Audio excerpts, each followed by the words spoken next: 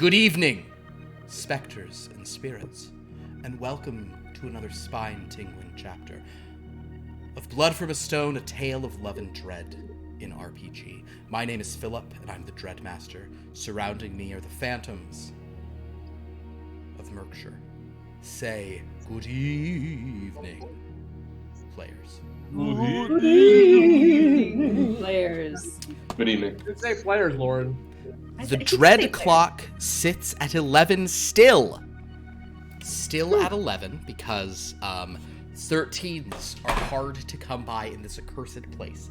I need my friends tonight to do something which is, and we typically always do it, but please always say aloud the number that you roll.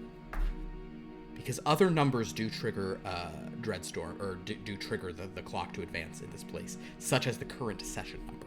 So just make sure you say aloud whatever roll is so that I can hopefully realize if there's a chance to have a little more fun. Speaking of fun, the Cantrip Candles Adventure Calendar is carrying on. Today's image here on 5 is a candle. There's a card I will read later because I don't read those aloud, but I do think that the oh, cool! It's like the image on all the cards is the image of this day. That's fun. Of a candle. So let's see. Of a candle, a light. So maybe there's a candle in here. This is so fun for the players to watch me open stuff I have no connection to. Oh, this is not a candle. Oh, that's very fun. It is a custom matchbook. It's pretty cool. Thank you for the Lauren style reaction, Zane. That was great. Anytime. I learned from the best. You know. Did you take her? Did you go take any of her workshops? Because I heard she was charging way too much for those. I took her masterclass. Yeah, the Lauren reaction masterclass. Yeah. I was disappointed that not more of you showed up. Well, is that real? Is that real fire? Real matches. I created fire. I cast a spell and made fire like guard the flame. Lauren, it is all could have responded that way had you taken my masterclass. Lauren, it's a candle company. There is. I will read the invocation on the back of it. Guard the flame. Remember, it will burn. Be a beacon for good, and to the mountain return. That is something from the storyline of this adventure calendar, which I have been reading. It's about a young dwarf, kind of like a dragon who used to protect him died. He's going on a quest, I assume. So fun stuff. All right. Well, hopefully that won't cause an ember to set a flame anywhere. Let's talk about what's been going on in this deeply convoluted game we call Blood from a Stone. Here in Mirkshire, time has fractured as this incredibly old and ancient feeling sort of British Isle-inspired domain seems to be correcting the past as well as the present to account for new incidences of dread coming from the other Dreadlands.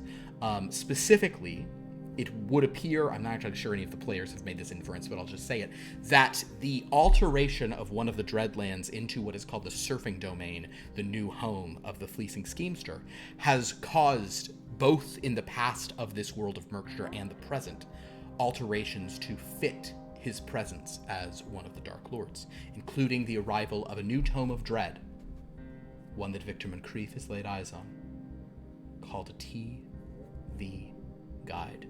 What this means is uncertain to those here in Mirkshire, other than that it is momentous and terrifying.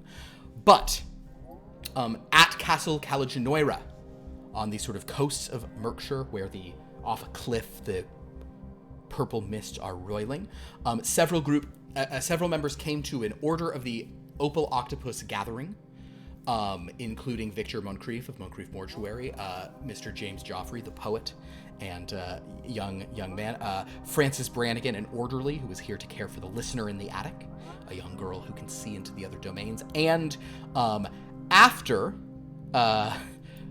first arriving with them was a gentleman named Dr. Faust Simpleton, but he died in the past and was interred, his bones, for many years into the present, but now who has replaced him is the venerable Captain Kidd. Our heroes have been investigating some of the strange goings-on in this castle as they have realized that at times they seem to see into or even step into the past, which can mess with one's mind. Having done so, they were separated. Sarah sort of, they found ancient tomes of the past. Sarah found one called The Keeper. Victor Moncrief found an album called Blood from a Stone. But he traded that away for an arcane radio to a drifter who arrived here looking for a young woman named Sarah Quill, now Sarah Renee. He seemed shocked to hear from Captain Kidd, James Jeffrey, and Victor Moncrief that Sarah was now married to someone named Etienne, whom Victor said is on this cover, and this drifter seemed to be like, oh damn, I know who that is. But when he heard that time was shifting around, he said, I am out of here, but he charged them kill the vampire, he would reward them. And he traded Victor for this album. At this point, in the past, Francis and Etienne managed to, after getting some guidance from Anaphias, managed to make contact to a Dark Lord from another domain named Johannes Gerstenkorn, which, from the Die Leckergärten, which was extremely helpful in that is the domain that is influencing Sarah Quill's strange vampirism. He decided to sort of help protect her by pumping more of his sweet, sappy power into this place, and by extension her. He urged Etienne and Francis to find her and bring her to him. Etienne said, of course. He seemed sort of somewhat swayed, and then he sort of said, Francis, we're you and me in this. And Francis is like, I hate guys like you. This is what we're revolting against. In the meantime, Captain Kidd, learning that Sarah Renee was a vampire, wanted to kill her, then was like, maybe I don't need to kill her. And then Victor contacted another plane with that thing and rolled a fumble on it, which is real good. So that happened. Some stuff's going on there. And Captain Kidd saw Sarah fall from clinging to the side of the building, vampire style, but she was somewhat transformed. Her hair had like green flowers growing through, green leaves and flowers growing in it. Her eyebrows had turned to wheat. She also had flowers growing out of like other places, but those seemed to be less prominent. And she seemed very frightening. He tried to cut himself to like get her to come to him. She charmed him and told him to run away, a feat of Herculean will, as she really would have liked to, because when he cut his hand, she heard a putz sound, which was a new one. He ran off and turned back around to see an ancient castle, less sort of built up than the one, realizing that he is now in the past himself. He began walking back there, and that is where we began our... That is where we left things off. So, my dear friends, I need everyone here to prepare to roll a D100. But first off, I am going to read tonight's invocation, which is a continuation for those literature buffs from last week. I saw pale kings and princes too, pale warriors, death pale were they all. They cried, Le bel dans sans merci, thee hath in thrall. I saw their starved lips in the gloam with horrid warning gaped wide. And I awoke and found me here on the cold hill's side. And this is why I sojourn here alone and palely loitering, though the sedges withered from the lake and no birds sing. The Belle dans sans merci. There you go. I would just like, as just an aside, I like to say that the word gloaming is maybe my favorite word in the English language. Gloaming, hey. Well, you got the important half of it. Yeah, well, I mean, maybe the gerund is what we need, right? I get it. I understand. They gave you gloam. You're almost there. You can fill the ing in yourself. I'm on just like what it represents. I'm on the edge of something else. So, in any case, my friends, can everyone please roll a D100?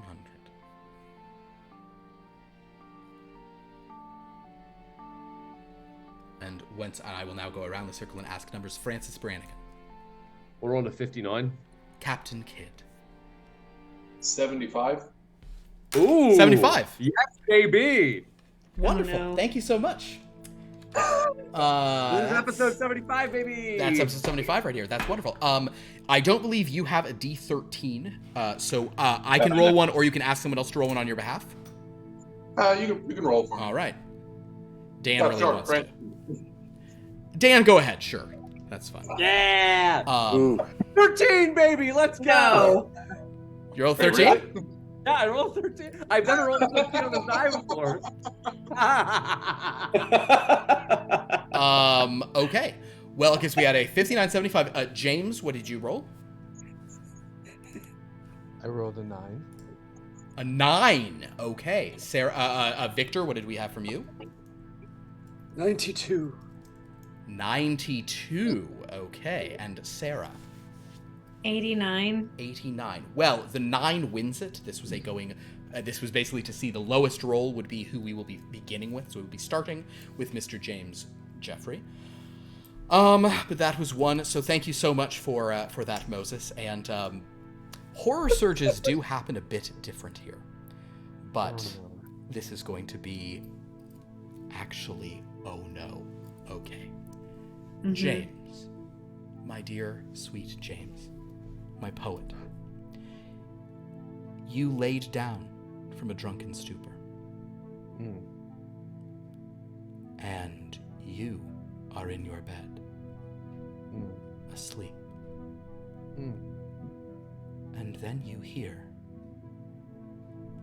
faintly in the distance through the blackness that suffuses your consciousness, this kind of little tap, tap, tap, tap,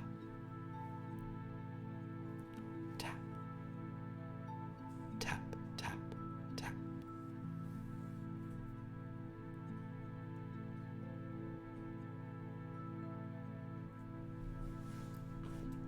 Jesus. Oh, not again. All right.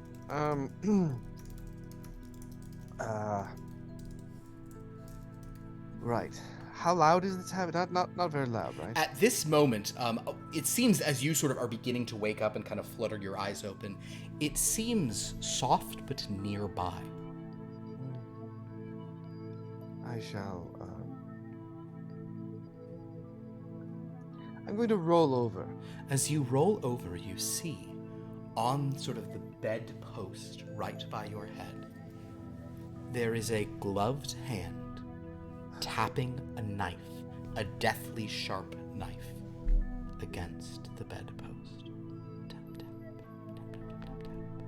What? At an irregular beat. Is only a hand. It's kind of like that's like what you see. You know, that's like what your eyes. I shall look for an arm. As you sort of open your eyes and turn swiftly, you discover yourself alone in the room.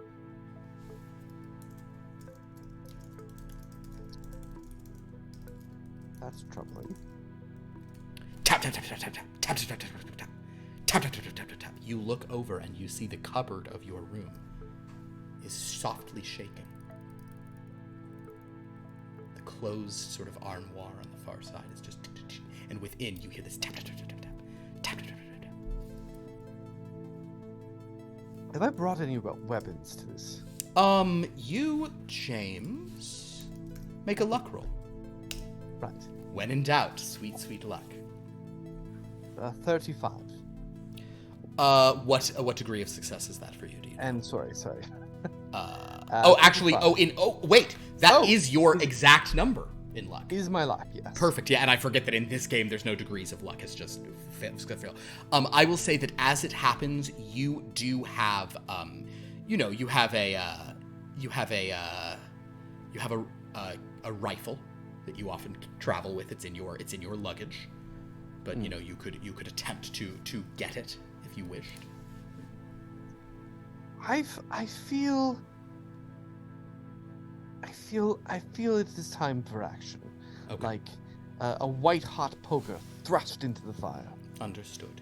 You run to your bags. You're kind of just charging Yes. across the room, ripping them Yes. open. That's fine. Tried it, yes.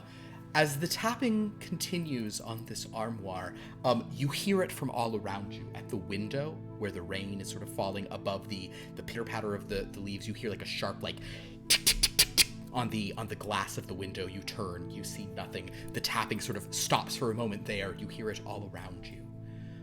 As you sort of reach into your case and pull out. Oh god, this really sucks for you. As you pull out your weapon.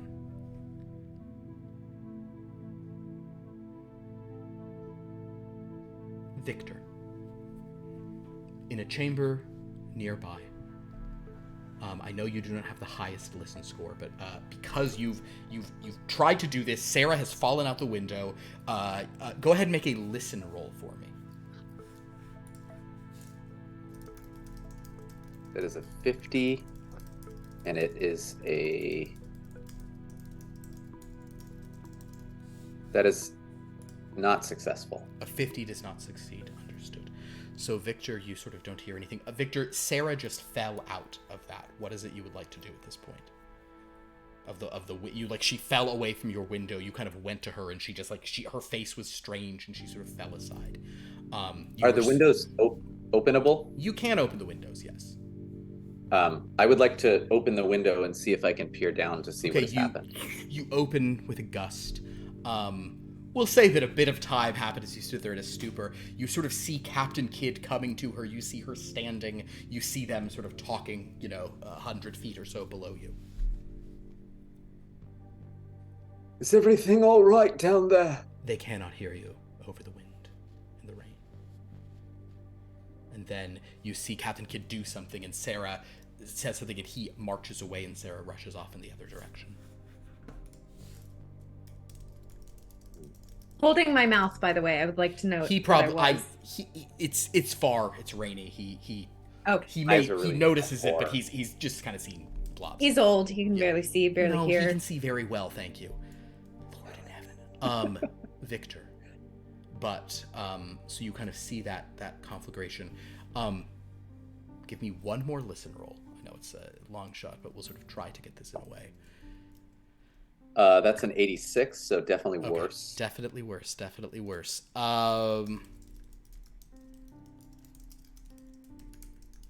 You have this sort of strange sense of foreboding. The radio in your hand feels sort of hot and kind of crackling. It's unlike anything you've ever felt before. We will go back to James, who is truly alone. James. Yes. The tapping suddenly comes from all around you incredibly loudly. I shut my eyes and I say, "What is it?" And then you hear a voice say,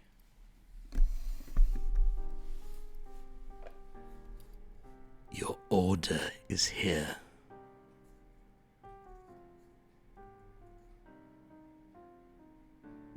My order? Do you open your eyes? No. You hear a footstep on the wooden floor.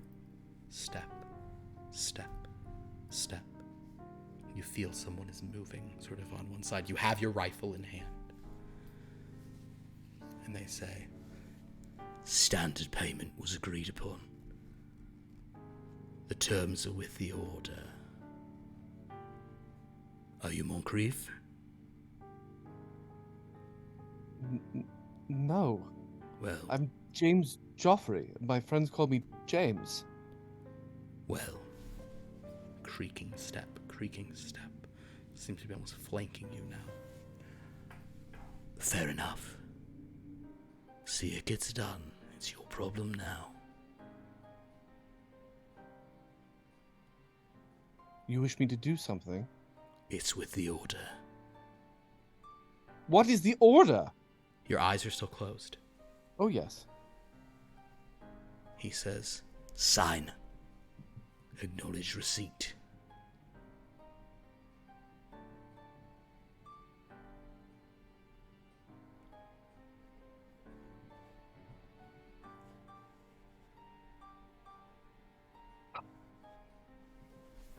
I say,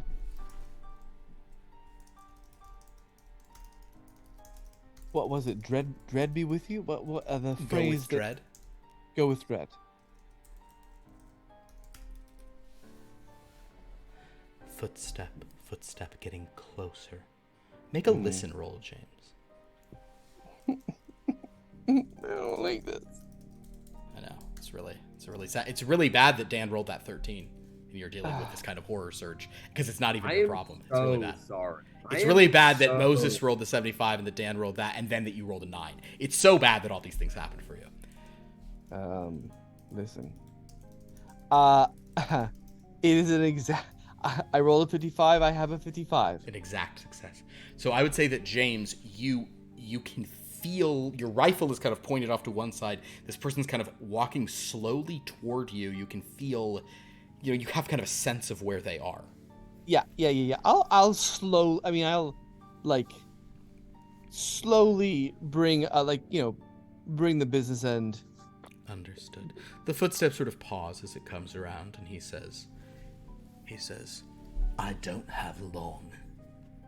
I need a signature. Give me your hand.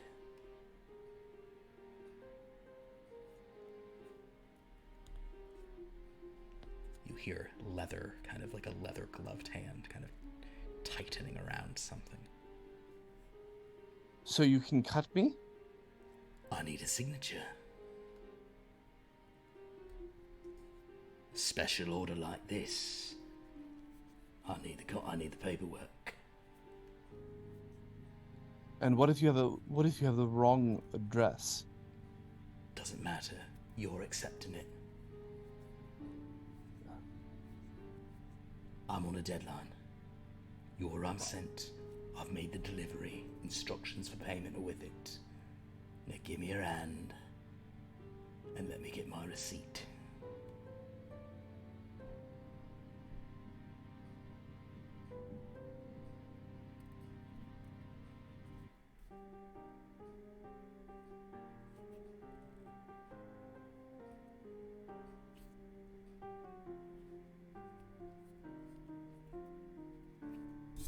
I give him my hand. You feel a leather glove sort of grab you. My non-dominant hand. Understood. Yeah, you kind of reach across. You feel this leather glove kind of grab your wrist, and then the sharp, razor-sharp sting of a slice across your left palm. You feel your hand be tilted for a moment, and you hear a couple of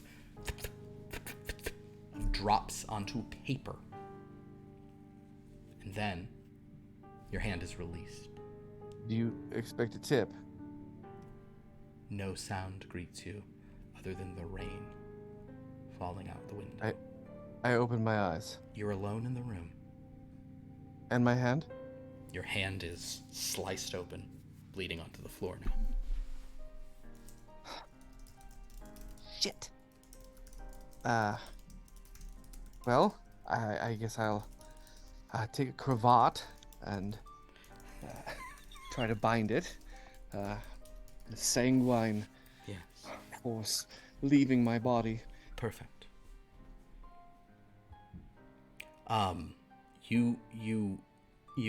You feel at this point kind of a strange sort of like darkly pregnant energy coming from your armoire, and in fact, as if by just like the wind or something, one of the doors slides open.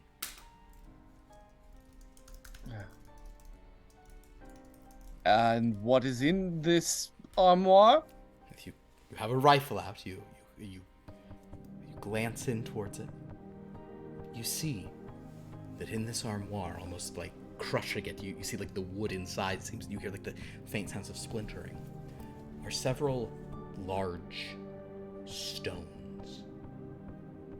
They are about this thick, nice and long, nice and wide. You would recognize them as gravestones. 13 of them. What are they blank? They are blank. Well, is the top one blank?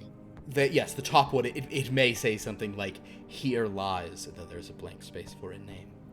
But atop that is a yellowed paper envelope. Oh, well, I definitely want to. Gingerly, I mean, I'll wrap my hand first, but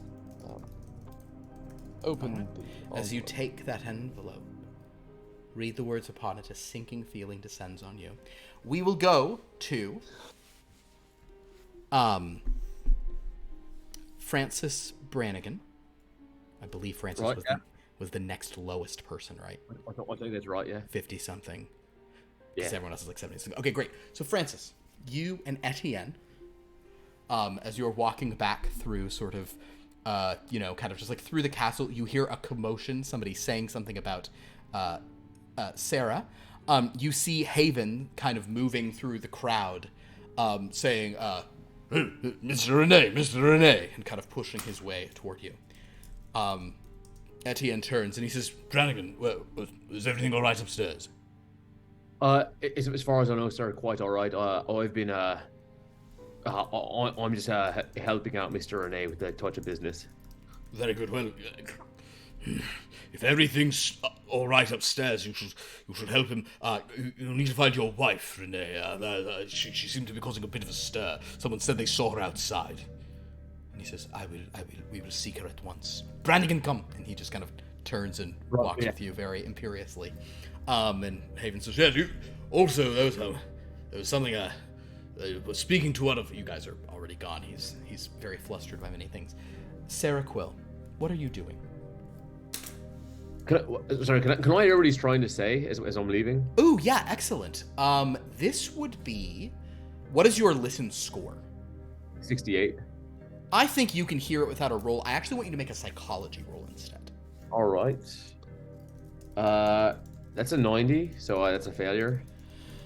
He's mentioning something about and then I was meant to find they were looking for her for some other reason with Joffrey and Kid was worried about her for something or another. He's just kind of muttering to himself. You can't quite tell what his mind is, and obviously Etienne's hurrying you along, but you get some sense that Kid had been looking for Sarah. Sarah, where have you gone? I am just trying to get away from the castle and intermittently trying to smell for Etienne to see if I can pick up on anything. Also, since she has discovered that she can charm people, can she try, and I don't even know if this is a thing, but it seems possible, can she try to reach out with her mind to see if she can say something to Etienne, to find him with her mind? She's just trying to stay away from human beings but also find Etienne, and she's trying everything that she can think of. You attempt this sort of telepathic connection. You do not find that is a thing that is present, and in fact your mind is so kind of changed by whatever's happened to you. You don't have much control over anything. If you're just sort of moving wildly, make a luck roll for me. Okay. That is a 30. Oh, yes.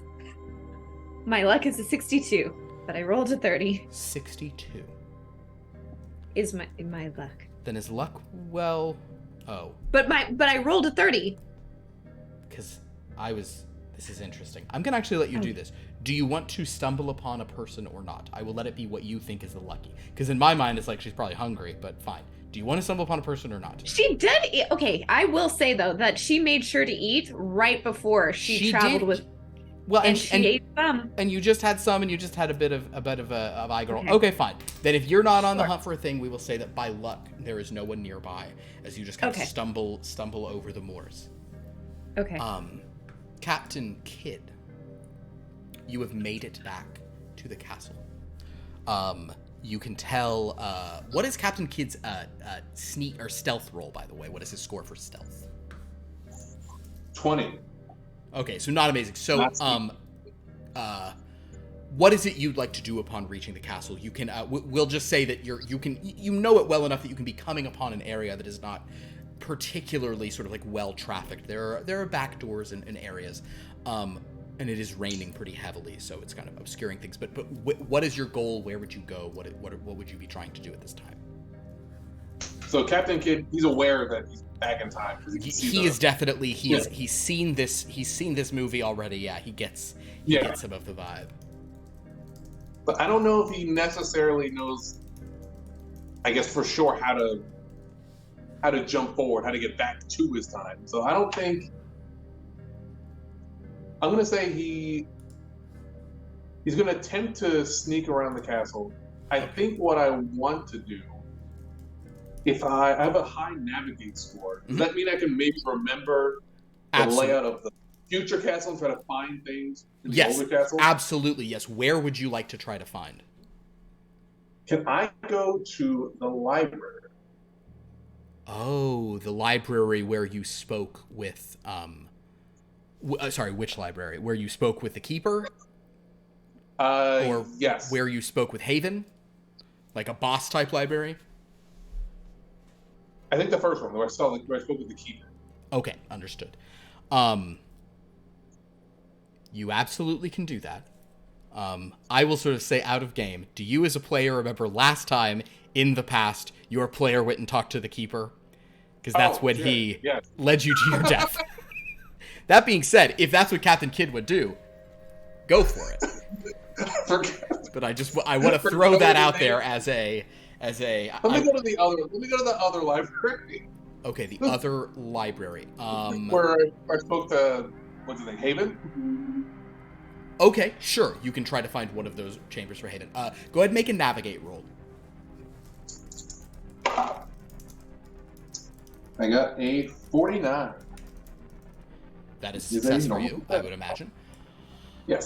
So yes, you manage as you sort of kind of like. I'll say that what navigate success for you means is that you figure of how to kind of get there without being too observed, and you move quickly. There definitely are kind of clanking sort of guards moving through the castle. As you sort of reach the chamber that you recalled where you spoke to Haven earlier, he kind of gave you a bit of intel.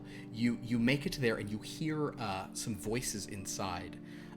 One of them saying, kind of so this gruff voice saying, "But if the former King Alaric was in fact murdered," and then you hear this sort of woman's voice saying, "No, we will not be concerned with what happened to the former king. The king is dead. Long live the new King Alaric. All is well. We should ensure that Holdfast is secure. As the royal magician, this is my duty. However, I do not like having my wife on hand here. She is not safe. Someone wishes her harm. I know this both from now and, well..." You then hear this other dark voice going, "And Goldie's been right wrong. Something's very wrong with this storm. I've locked her down below, but I'm worried. I'm very worried about what she might do." And she says, "Thank you, Ostler. That is appreciated. But in any case, we need to be very careful with what we do next." And the first voice you heard speaking said, "I suppose that is true. All right.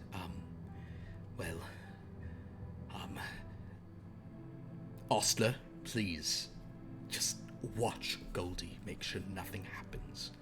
Not with the young king in his current condition, at least until we get him out of the castle." He says, "Very well, but she can be very hard to contain in this state, if you understand my meaning." "I'm aware. Do your best." And you hear footsteps kind of gruffly walking towards you. You can sort of move or get out of the way. You don't think you're immediately en route, but what would you like to do in response to that? I'd like to, if possible. Actually, no, I'm not even going to risk it. I just want to keep moving out of this. If I'm already on the move, I just want to. You're kind of like get clear of the Get away from whatever the hell that was. Okay. My stealth is not high. I'm not going to risk it. Understood.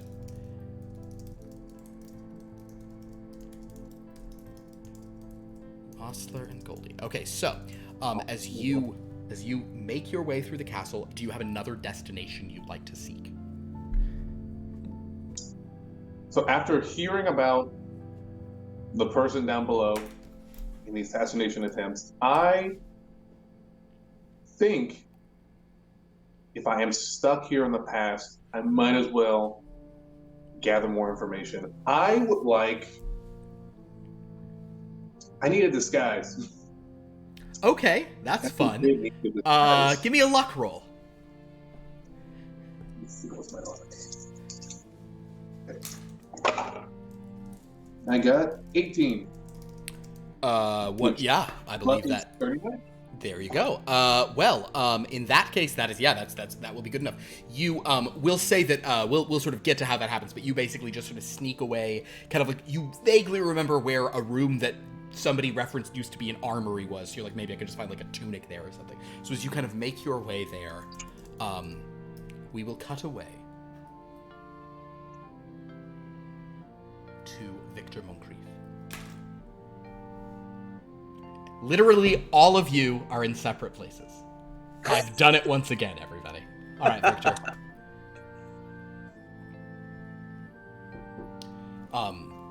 Sarah has gone. You're in the room. What would you like to do?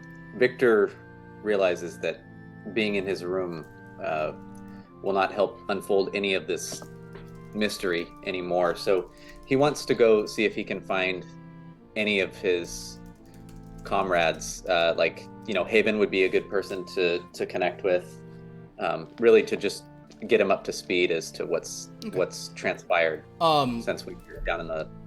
All right, Victor, you step out. Sarah's door is closed as it had been left. You know, she just had fallen out the room. She and Etienne Renee.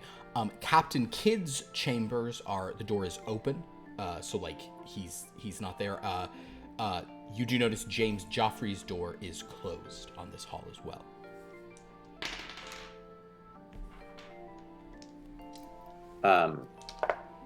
And where is James's room, and is it toward? It's on the same hall parlor? you're in. Okay. Yeah, it's 2 doors down from yours or something. Okay. I'll knowing what I know as Zane, but Victor would, tap on his door. So James, as you sort of deal with this and look at this horrible note, you hear a knock on the door. You are muted. What was in the note? We cut away from me. I know. Your eyes begin to look upon it. And the cost for this reads, there's something about like a fractured factory and some very strange looking kind of like insignia at the top, but below it says delivered, tombstone, quantity 13, price 1 death, target. And before you sort of begin reading that portion, you hear a knock on your door. Joffrey, James. I rush over and throw open the door with my good hand, and I say, Moncrief, what did you order? Order? What do you mean? And what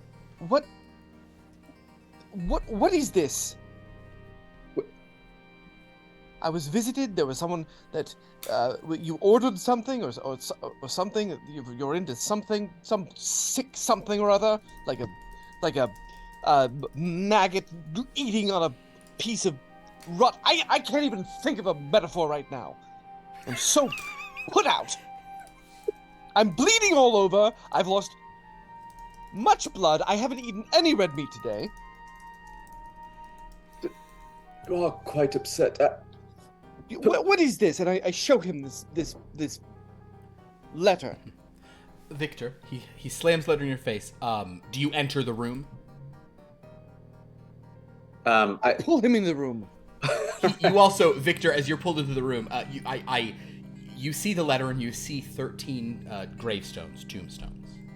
And Victor was aware that he just said to order 13 whatever. You absolutely, and you recall sort of something saying standard price for it. Yes. that contraption I got from that man down below. It communicated with me, and I inadvertently perhaps ordered these gravestones. At what price? I do not know. Standard? You can deal with this. So you hand him the letter, and Victor, you see 13 tombstones. The price is 1 death. The sort of details are 1 woman, 26 years old, name of Ula, death by hanging in her chambers. Oh. Bride of Anaphias. It appears that this death may have occurred, and perhaps this is paid for? Oh, it's like the opposite of a COD. COD. Right. Well, cash on delivery. Quick My mother is a part of all these clubs where you order things like records and they're shipped to you. It's series. You collect a whole set of books, things like that. Anyway, it's a whole thing. Sounds wasteful. It's judgmental, especially considering I'm the one who had to sign for this. Oh. Your recklessness. Now we have. You're very charming, but you need to be more careful. My most sincere apologies, James. I did not intend for you to get intertwined into this situation here. Quick question for Philip. Yeah. Do we know that Ula, I know that somebody knew here that Ula had hanged. Do we know that this is a long time ago? And Yeah, was that just something that Sarah knew? I would like for you. Oh boy. uh-oh. I hate it when he does that. It's when they slow down the speech. Victor, make a history roll. And unless your history is really bad, and then It's a 50. do a history. That's perfect. Yeah,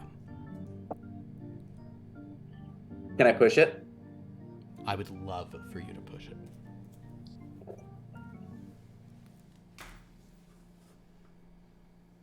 Well, that was worse. So it's an 89. No. 89. So Understood. So Victor,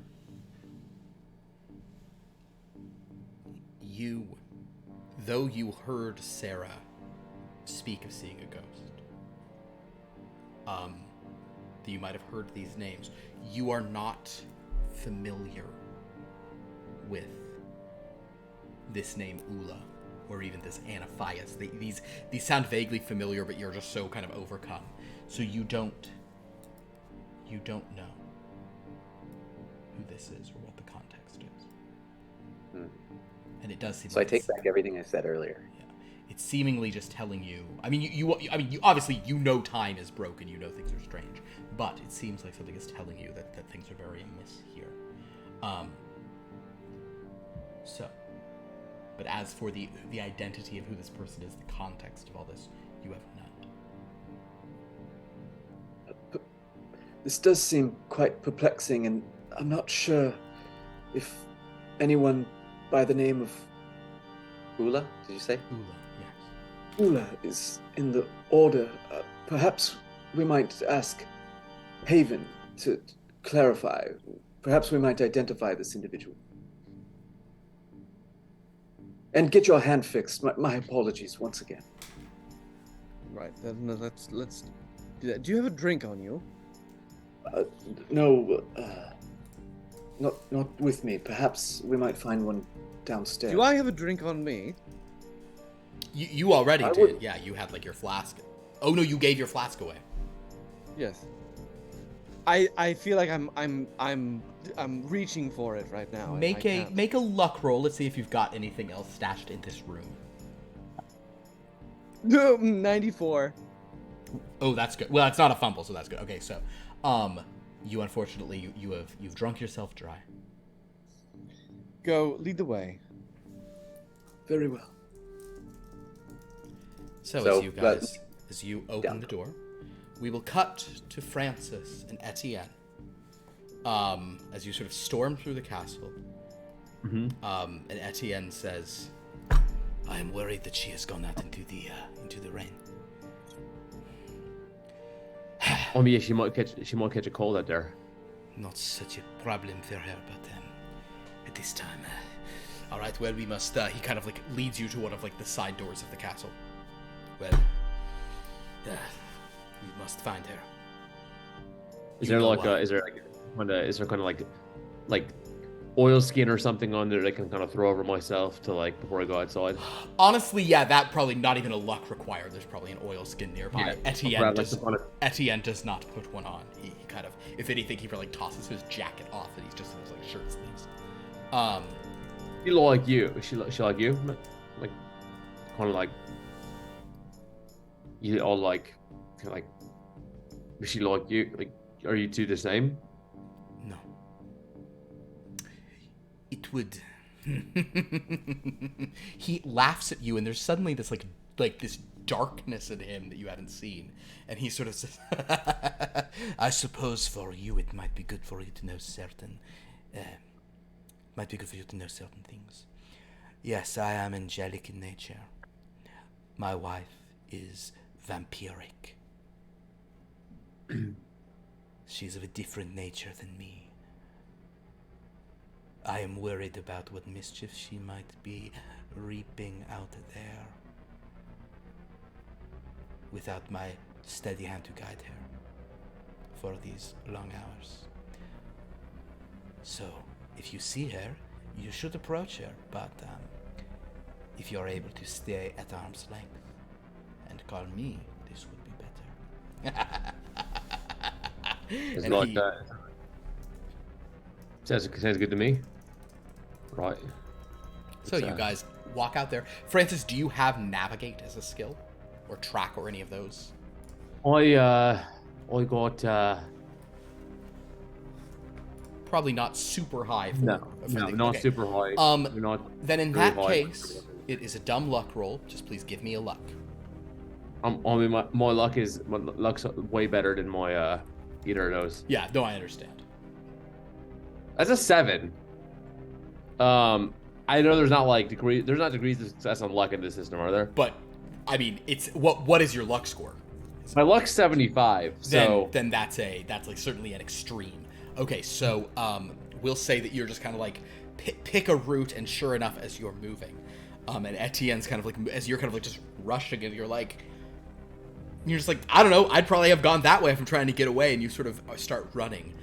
Etienne kind of like soaked through in his like white shirt, very like Darcy and the whatever nonsense, as he's just like moving across. Francis, there's a strange quality out here on the moors as the rain falls.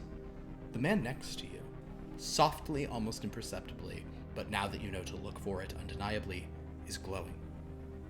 A soft golden glow against the dark.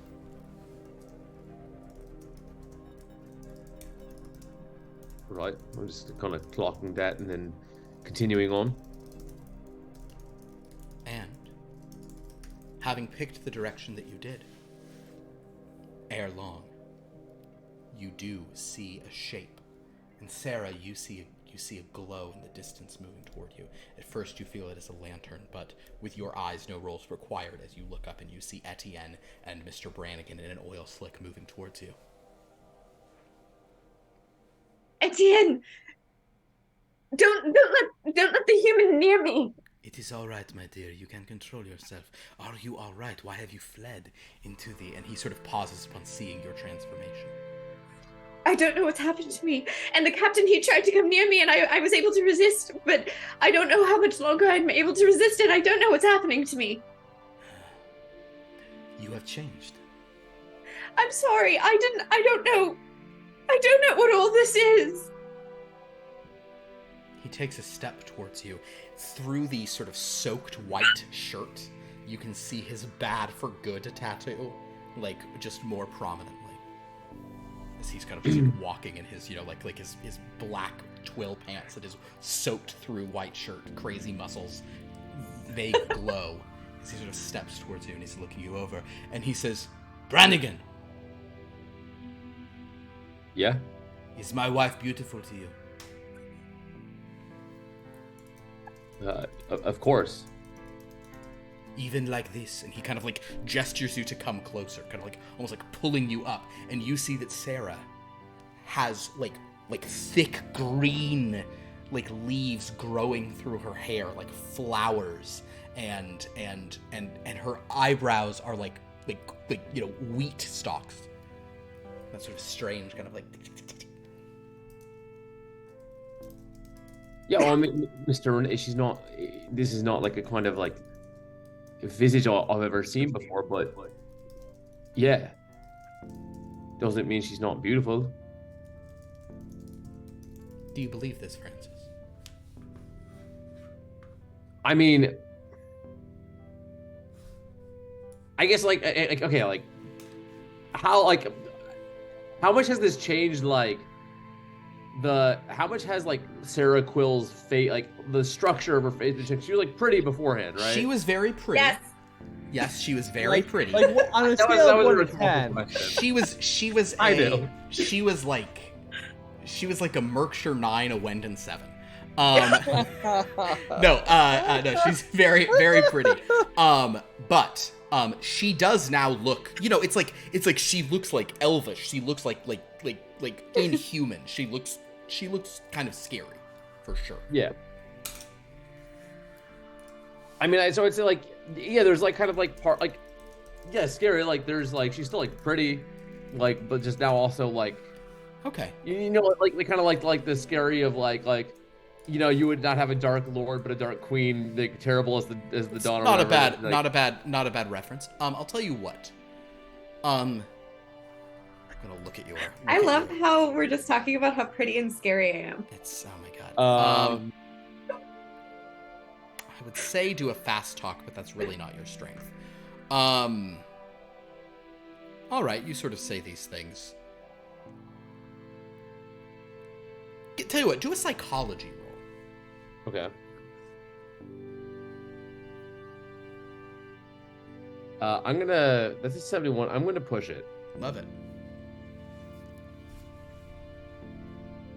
Oh fuck, that's an 81. So, you're sort of trying to say what he wants to hear. You're sort of saying these things, and Etienne just kind of goes, "Sarah, he finds you repulsive. It's terrified of you." no. It's not. It's not about feeling beautiful. It's about not knowing what is happening.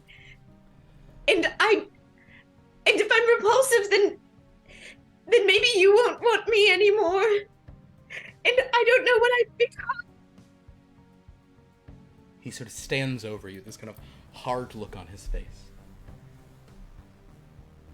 He leans in close, almost a sneer forming on his lip. And he says, "But I have never fucked a plant before."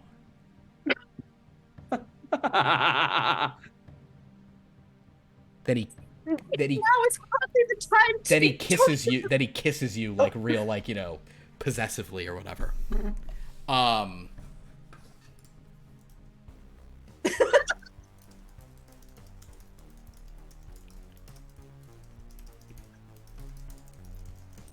Yeah. I like him interrupting her as she's saying. She's like crying, and he's like, "Shut up, wife."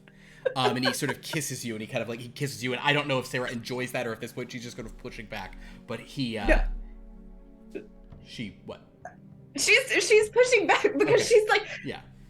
He pulls aside. Thank you. I am glad, and I am not a plant. At least I don't think. Oh no, you are becoming.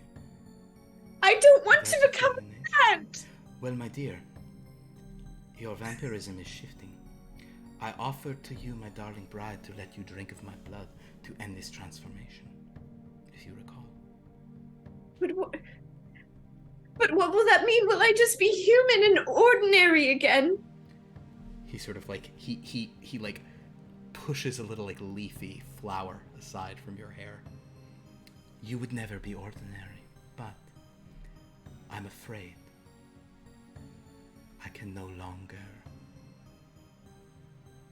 offer this outlet for you. You, like this, are desired in this way, as you are. Not by me alone, but by the source of your new gift. So I can't be among people anymore. Oh, no, you can. You can drink them in a new way. Would you like to start with him? He gestures to Francis. No. Francis certainly seems... There's something about him that's very appealing, obviously. You can feel your saliva, like your mouth, kind of like, ooh, yeah, it'd be so good to just bust open an ice-cold Francis Brannigan. But yes, you are not, like, the hunger is not upon you. Okay. Just as he's falling down in the rain, his gold hair just kind of looking perfect, like a jerk. My dear. No. I don't want to harm anyone. I've already done enough. I need to get away from here. Well, as luck would have it, we must get away from here. We have been summoned elsewhere. Summoned to the one who's given you what you have. We are going to go to a place that, from what I know of it, is a lively, festive party all the time. And my wife likes to party all the time. Don't you? You like to dance, you like to sing, you like to drink? Well, I do. I'm gonna eat you, Francis, if you don't stop moving like this. I'm just thinking of the classic Eddie Murphy song. I don't know what you're talking about. That's what I was referencing. Yeah. Wait. Well, of course I love parties, but wait. And she's going to grab his arm and say, "What does this mean?" The woman in the attic, she was saying this, and What was she saying? She was saying these words. yes, she kept repeating them over and over. And if there's something else important that she said, I would like to repeat that as well. You can repeat you just repeat the words, and you think that I'm gonna be like this forever. I'm never gonna be what I should. And if you think that I'll be bad for just a little while, and you swear as you say, bad for good, there's almost like a, it doesn't move, it doesn't change, but it's almost like the tattoo just like, there's like a little like sparkle on the tattoo or something, like, like a focus as it seems powerful. And he kind of looks at you and says, "What this means, my darling, is that I will never play by the rules that I meant to play by. I will always do what I desire, and I will love who I desire, and I will pluck every flower I wish." He kisses you again, all lustily, in like a, just a gross kind of way. I'll push away and say, "Well, don't pick these flowers because I don't know if it will hurt or not. Understood. We will experiment. You can try it maybe later, but we not will right experiment. now." He's got this. You've already deflowered me once. I don't know if you can do it again with these, but I will find a way. There are new avenues for us to explore now. I think the stamen and the bezel. You will be pollinated. I know these are funny things, but he is actually saying these, and he's like deadly serious. There's this. Oh, I know. Etienne is what Lauren texted me one time is Etienne's cool. He's not cool. I mean, he is, but he's not. He's very cool. He's cool and I'm like, wow, that guy's cool. Well, that guy sees he's fairly confident. So as he says these things to you, we're gonna cut away to my dear friend Captain Kidd. You have found a tunic and kind of just like a little, like you put on like a little helm, and so you just look like a guy who works there. And so as you're sort of walking, is there anywhere else in the castle you'd like to go? I got these from the armory. Yeah. Do I still have my holy water and all that stuff? You do have holy water, yes. If I still have my wooden stake, I probably should get rid of that. I feel like that looks weird. Just kind of carrying that around, you could just kind of stush that in the thing. That's fine, yeah. If I'm in the armory, is it possible to switch it out for a sword? I will say you could grab kind of a, yeah, you could just grab like a. I honestly, I don't think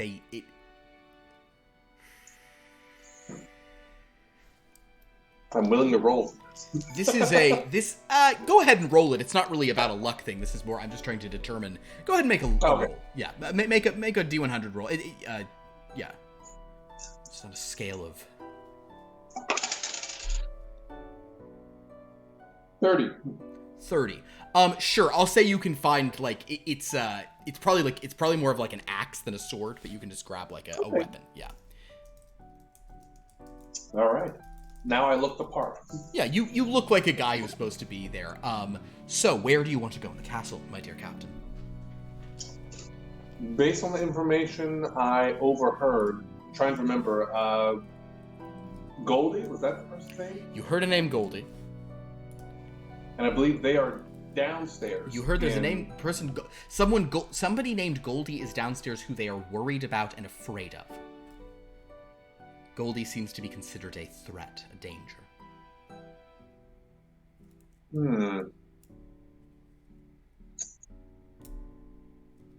I'm going to continue on my path. I left the hallway, so I don't know where the people talking. I don't know where they dispersed. Yeah, you're not sure where they went to. I mean, places you feel you could find your way to.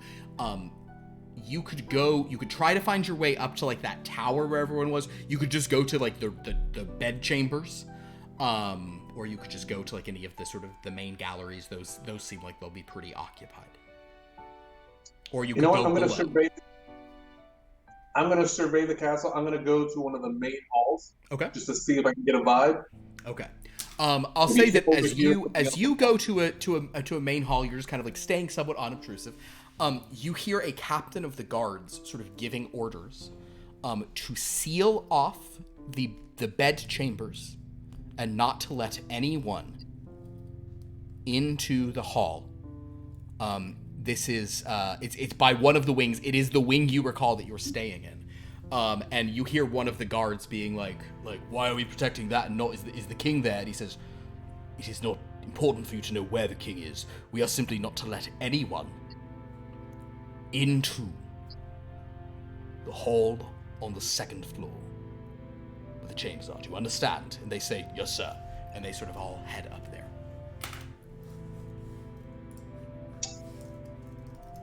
I want to go there. Understood. All right, so you head after some guards. Kind of, it honestly looks like you're just like going along with a few other guards. They're like fully armored. They have more pole arms. You're kind of just like a guy, but no one sort of bats an eye as you're sort of heading that way. Victor and James, you step out of Victor's room, or of James's room rather, to see a hallway that looks old, firelit rather than by gas lamps. You are in the past, my friends. It appears we have traveled through time once again. Yes, no, I understand. Thank you, Victor. Yes, I've done this once before, and now I hope that we're not stuck. Once I was stuck in a horrible bit of muck as I was trying to go to school. I lost my very expensive riding boot. That sounds just terrible. I hope you found it. And Victor kind of just walks away from him and peeks into the room to see if those gravestones are still there.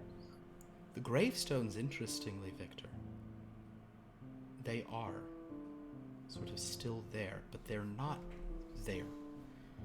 As you look to where they were, you sort of just see a completely different chamber, much more old and barren, and yet in the spot where they are, almost as if you're able to look through time to confirm that your property is where it's meant to be.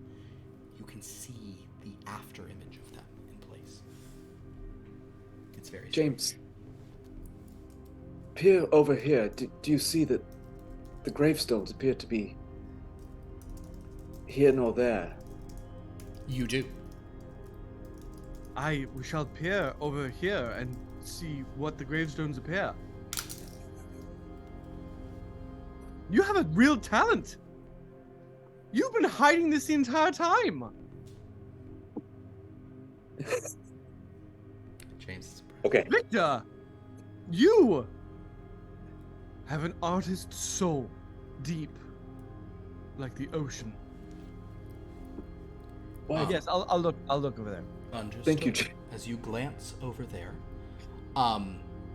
you guys kind of like step back into that room and sort of see that. At this point, you hear a door opening, a couple doors down. Victor and James, both of you please make a navigate check.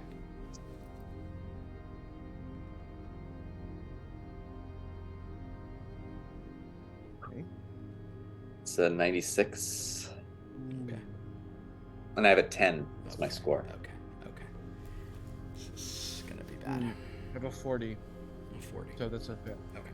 So I really shouldn't have had to be a navigate. You know what? Make those listen rolls retroactively. I think it's still a failure for Victor. Victor, is it still a fumble for you? What is a What is fumble? your listen score? If it's under 50, I think it's a fumble. it's a 20. Okay, yes. So you have fumbled on a listen. James, what did you roll? Success. Okay. So James, you hear the door that you believe belongs to Sarah Quill's room opening. Victor, I immediately go over there. Well, you hear a voice speaking, and a voice, a woman who you don't know, saying, "My darling, you must stay here, Ula. We are guarding this floor. I have put wards up at the ends of the halls. But you must remain here." And she says, "Why don't you remain with me?" And she says, "There is too much to do with the new king. We must put many degrees of protection on the child. Otherwise, this is all going to start again." And she says, "Anaphais, I cannot. I'm telling you, I am going to die." And she says, "You will not die. You are safe here. I will put wards on the edges of the hallways. Do you understand me? No one can get to you." All right, fine. And if you want to move now, you may, but you sort of heard these voices who were not No. Sarah. No, then never mind. Victor, you heard none of that. All you hear in your ears is your own beating heart. And there's a very strange quality to it. It seems to be beating in these clusters of 13.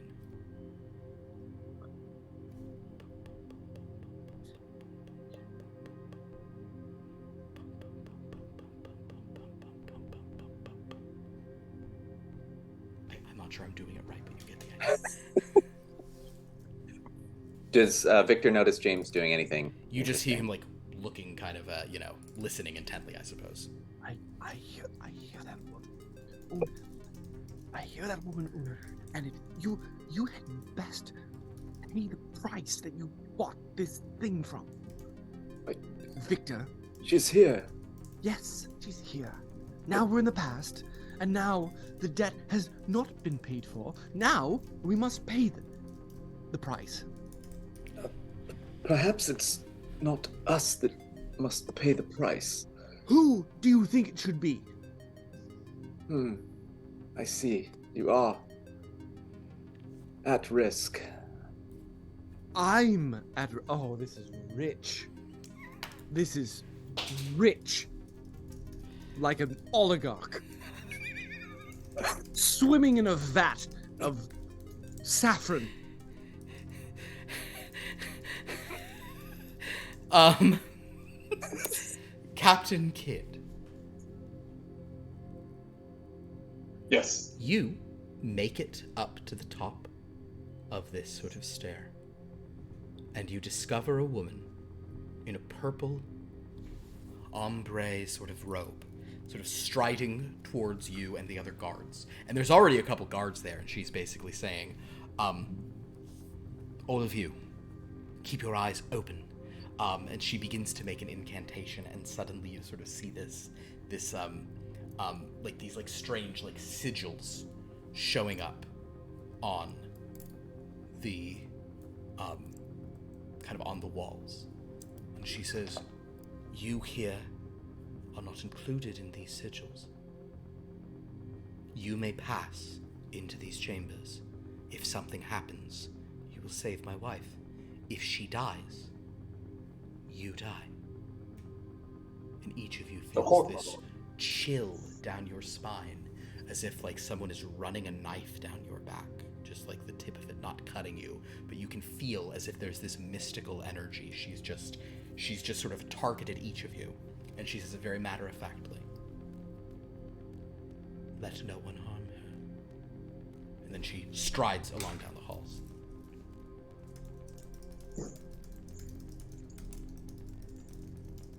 So, I'm now with the guards, just where we're patrolling this hallway. You've sort of been told to like stay at this. It's like she's warded it so no one can pass. You guys are supposed to sort of stay here, keep an eye open. Yes. I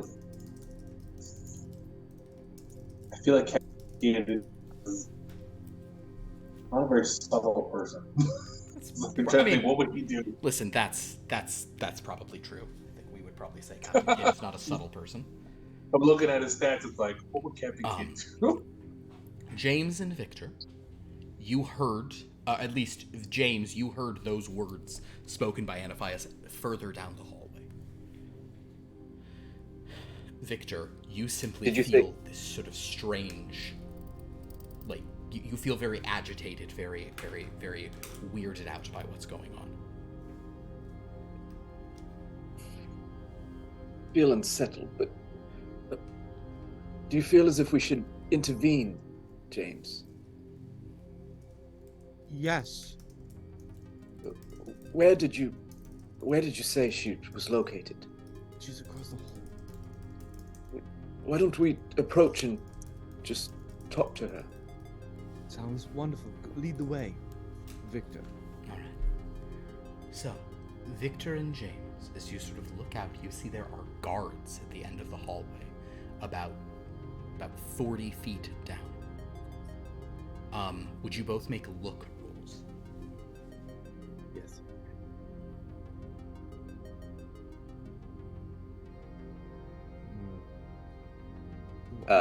Spot hidden rolls. Spot hidden. I'm so sorry. It's called spot hidden. Everything about this sucks. I must change it for the future character sheet. I'm so sorry. It's a failure. A failure. James, you kind of lose. Back, Victor. 16. So that's a hard success. Hard success. So Victor. So James, though you're the sort of Victor hasn't heard these things because maybe the stuff they say about his hearing is not totally wrong.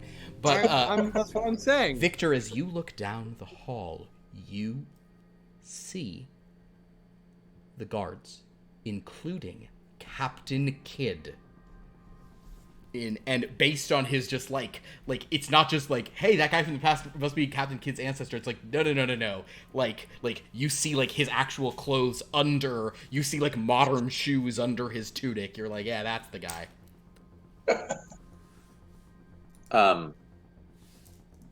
James, I don't know if we should approach. There are guards there, but Captain Kidd is here in this time with us. Wonderful. He can help. How might we get his attention?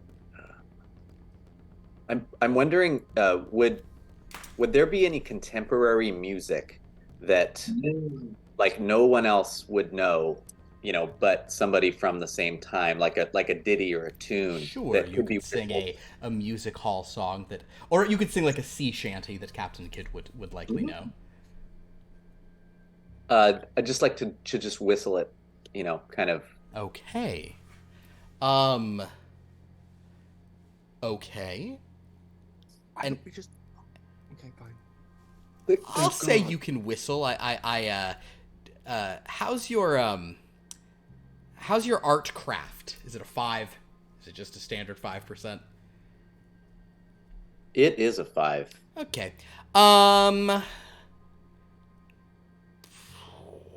Whistling? I don't know.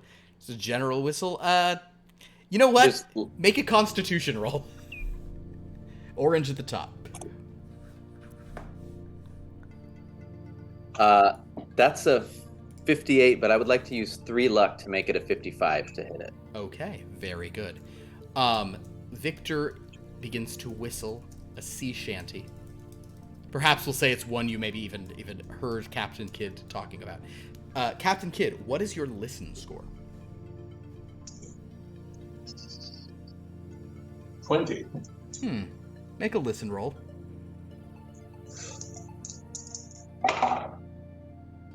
22. 22. You could spend 2 luck and succeed on that if you'd like. Sure. Okay, so lower your luck score by 2, and you just happen to hear just the faintest whistling sound. It's raining out, and there's all these other guards here sort of just standing, and you hear clanks and weird leather squelches and things. But you hear this, and you look back and make a look roll as you glance back. You spot hidden? Spot. I really do mean spot hidden, and I mean it from just 5 minutes ago when I said it wrong. I got a 32, which is a hard success. Hard success. You glance back and kind of maybe even do a double take as you see Victor and James in the doorway. You see them in this strange time with you, in the doorway of this area that has been warded against entry, although you can enter the area. The guards are all here just kind of ooh, what's going on? This is weird. I'll use my fast talking to try to, come up with an excuse, alleviate the suspicion of the other guards. All right. Okay, wait. Go ahead and roll your fast talk. This is not your Got a 39. 39 would be a success for fast talk. That is certainly one of your sort of skills. Well, So what is it you're trying to say to them? What is it you're trying to? Are you basically you're gonna walk back there and you're explaining why that's okay?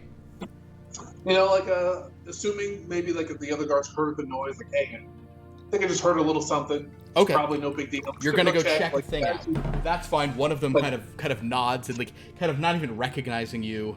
Yeah, you fast we all talk. work too hard. He gets the sense of all right, sure, junior guard, go check it out. So yes, you can walk over to them, to that door they're in. My lord, I do a nice bow. Okay. Really try to kiss their ass. Sure. The guard is what the.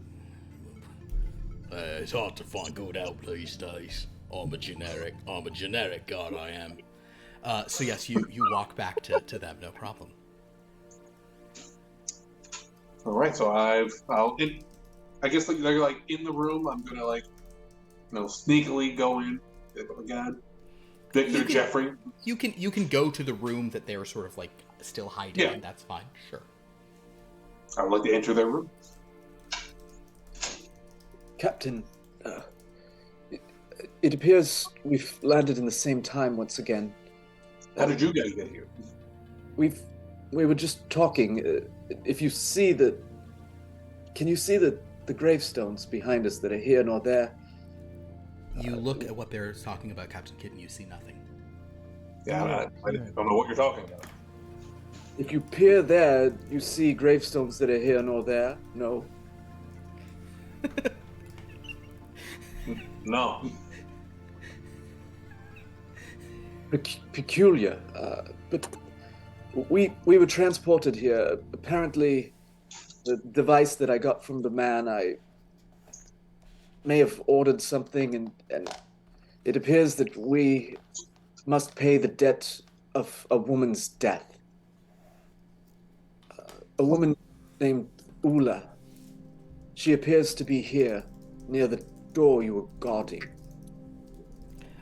And I will clarify the sort of like the details of this heist. The guards are not at her door. They're at the end of the hallway at like a defensive position. If you guys walk over and nobody turns around, you can just walk into the room where Ula is. Wait, so you guys are after the woman in this hallway? We don't know. We're not after anyone. We're just trying to figure out what's going on. Why? What do you know this woman? There was a mysterious magician. She cast some spells. There were glyphs in the air, and she tasked the guards. We were tasked to guard to protect us with our lives. Very confusing. Perhaps we should speak with her. I'm not sure if the spell or whatever was cast would prevent us from entering, but perhaps we could reason with her, and maybe she would have an understanding of why her name was mentioned as payment. I concur, Victor, and I get the feeling that as we keep following these significant events, we can maybe figure out a way back to our time. Because I'll admit, I'm a little bit lost going around this castle. Yes. Indeed. Indeed. Shall we proceed? Indeed. Okay. Well, if you guys are... I clap Victor on the back. With my good hand. With your... Not, yeah. Wonderful. So, you all will try and go to speak to her. As you are going to move across there, I understand people's stealth is probably not... For sure people don't have, like, high stealth in this group. So instead, what I think we'll roll... Let's just all make dex rolls to kind of just do this as dexterously as possible.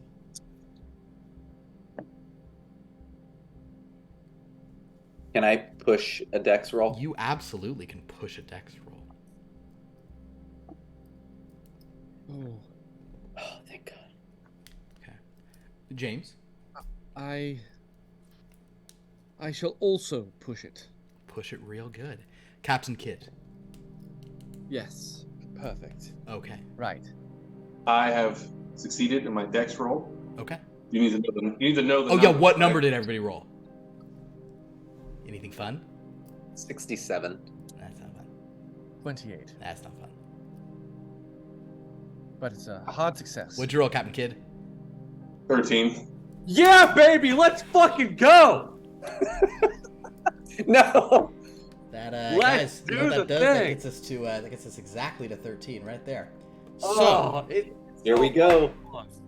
The Here we storm. go. Okay. Also, I'll roll or actually, Lauren, why don't you roll a d13? Because a horror surge happened, but it was more of a horror surge of dooming of 13 gravestones delivered to the wrong person, not so much a thing. We have a dreadstorm. Okay, so first of all, guys, dreadstorm time. Here we go. A 4. Wonderful. Now, Lauren, actually, one other person. Let's have Andrew. You don't get to do these quite as often. Would you please roll me a d13? That's Going a 7. back in jail. A 7, eh? A 7, yes. Oh, no. Because this has already happened here, but now it's in the past. Oh, no. Outside. All right, so no horror surge, but as you guys walk across the way, here's also how this worked. James and Victor, they begin to stumble and make noise, but then the whole castle shakes as outside the storm intensifies.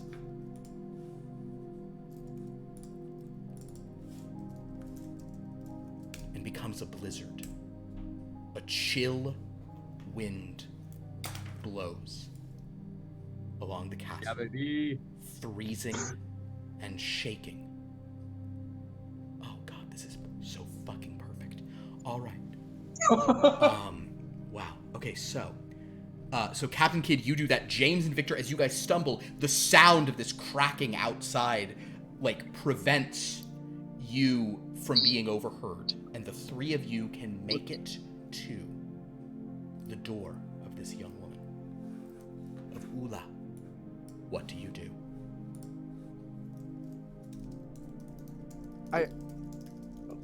Fuck it. I swiftly enter the room. Understood. So, James, you throw the door open, and you see at the window, it's like ice is like crystallizing up. Fierce snows are rolling. The wind is insane. There's like a couple of windows in here. It's a very nice room. You see there's this young woman, looks about 26. She has this like long dark hair, kind of like copper skin, but she's not La Trovadora. I know I made a mistake. I describe people too. So, but it's this woman who Sarah had seen before, Ula. She's seen her twice, once, whatever. And she's sort of standing here, and she turns, kind of putting a, like, as she's standing at the window, having gone, and then she turns, and you're standing in the doorway, and she has this look of terror. And she says, don't. I must. But I must. No. So James, as she screams, right as the wind begins to howl outside, masking her scream.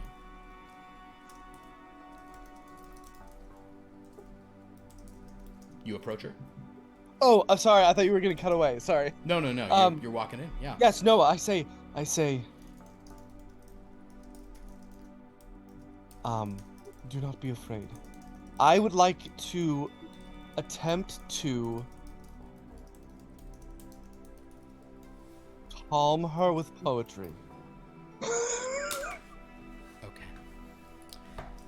I want to just start talking to her and like slowly and firmly moving towards her, expressing my innermost thoughts. I think in this moment that James, this is the most intense feeling he's ever felt, I think. And okay. I'll tell you what I'm gonna let you do. If you want to look at the bottom of your second column, is there a specific language you'd like to be doing poetry in, maybe? Fantic. Yeah, why don't you recite some Fantic poetry? That sounds great. So James, please make a Fantic poetry roll. I shall. No, but actually do it. I'm interested. You know what? It's a success, but I'm going to push it.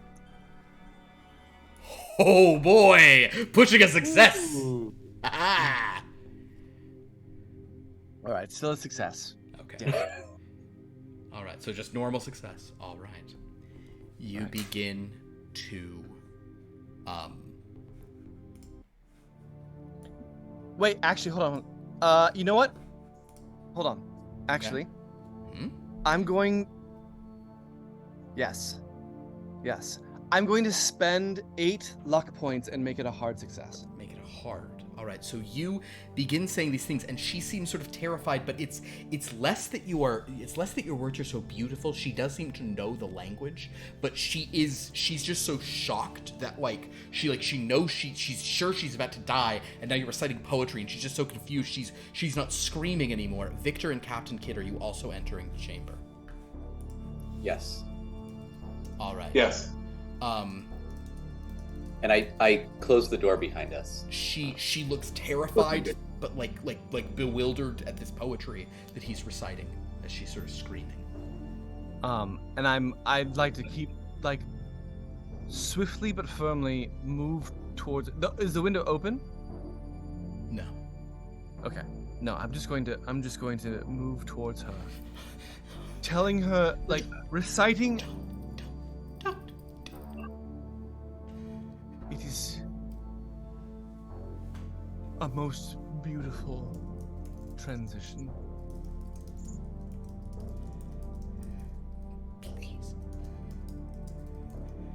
I told her.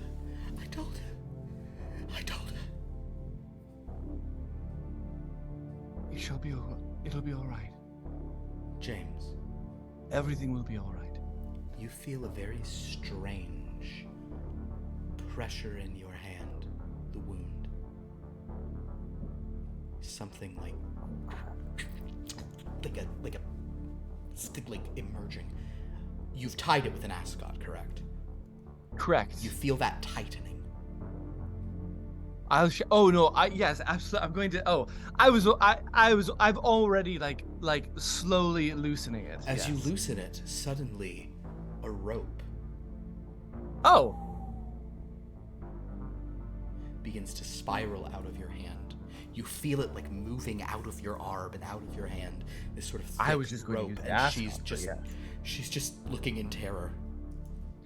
I'd like to stride over to her and.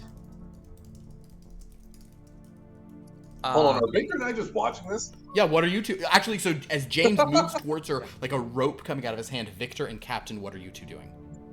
Like we just see the rope. Like this isn't like in his head. Like we see this. Yeah, you see a rope like falling out of him. Victor, do you know what's going on? Did you know this would happen, or? Don't ruin the moment. What? Not particularly, James. What has come over you? We were here to talk to Ula. Correct. Yes, we are talking to Ula, Victor. Don't ruin the moment, and this is the price that must be paid. You put us in this position. It is your responsibility, and unfortunately, it is my Burden? yes. She's begging you all, please. James, you see, as it comes out on the floor, the end of the rope is curling back around itself and beginning to tie itself. I want to stride over to her and passionately kiss her. I would like to take out my axe and Okay. attempt to stop James. Understood. So as you're sort of moving over to the thing, you try to kiss her. Go ahead, James, and roll a fighting brawl against hers. It's bad.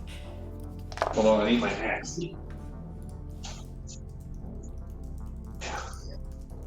That's a failure. A failure. So basically, she's able to kind of like she's not doing a great job of just between the thing coming out of your hand and like the weird pull and Captain Kidd already being on you. Captain Kidd, you're now trying to stop him. Yes, just to like. Understood. So Captain Kidd, would you Don't now move make too fast. so would you now make a fighting brawl roll? And Victor, what are you doing? And James, you can either dodge Captain Kidd or you can try to fight back against him. I shall fight back. Okay, so roll your own fighting brawl. Victor, what would you like to do as this is happening? Gentlemen, stop this. Stop this instantly. We mustn't resort to this. We are here to have a conversation with the lady. Clearly, I'm down to have a conversation with her, Victor. James is the one menacingly walking to her with a noose.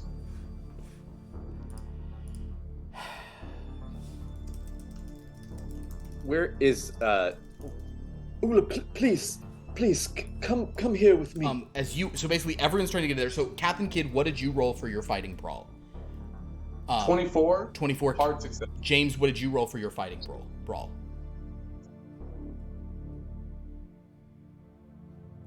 5. 5? 25. Oh, 25. So it's what is that for you? A success. 25 is a success, but I was yes, but also check your I see that. Go make a luck roll for me real quick. But Okay. yeah.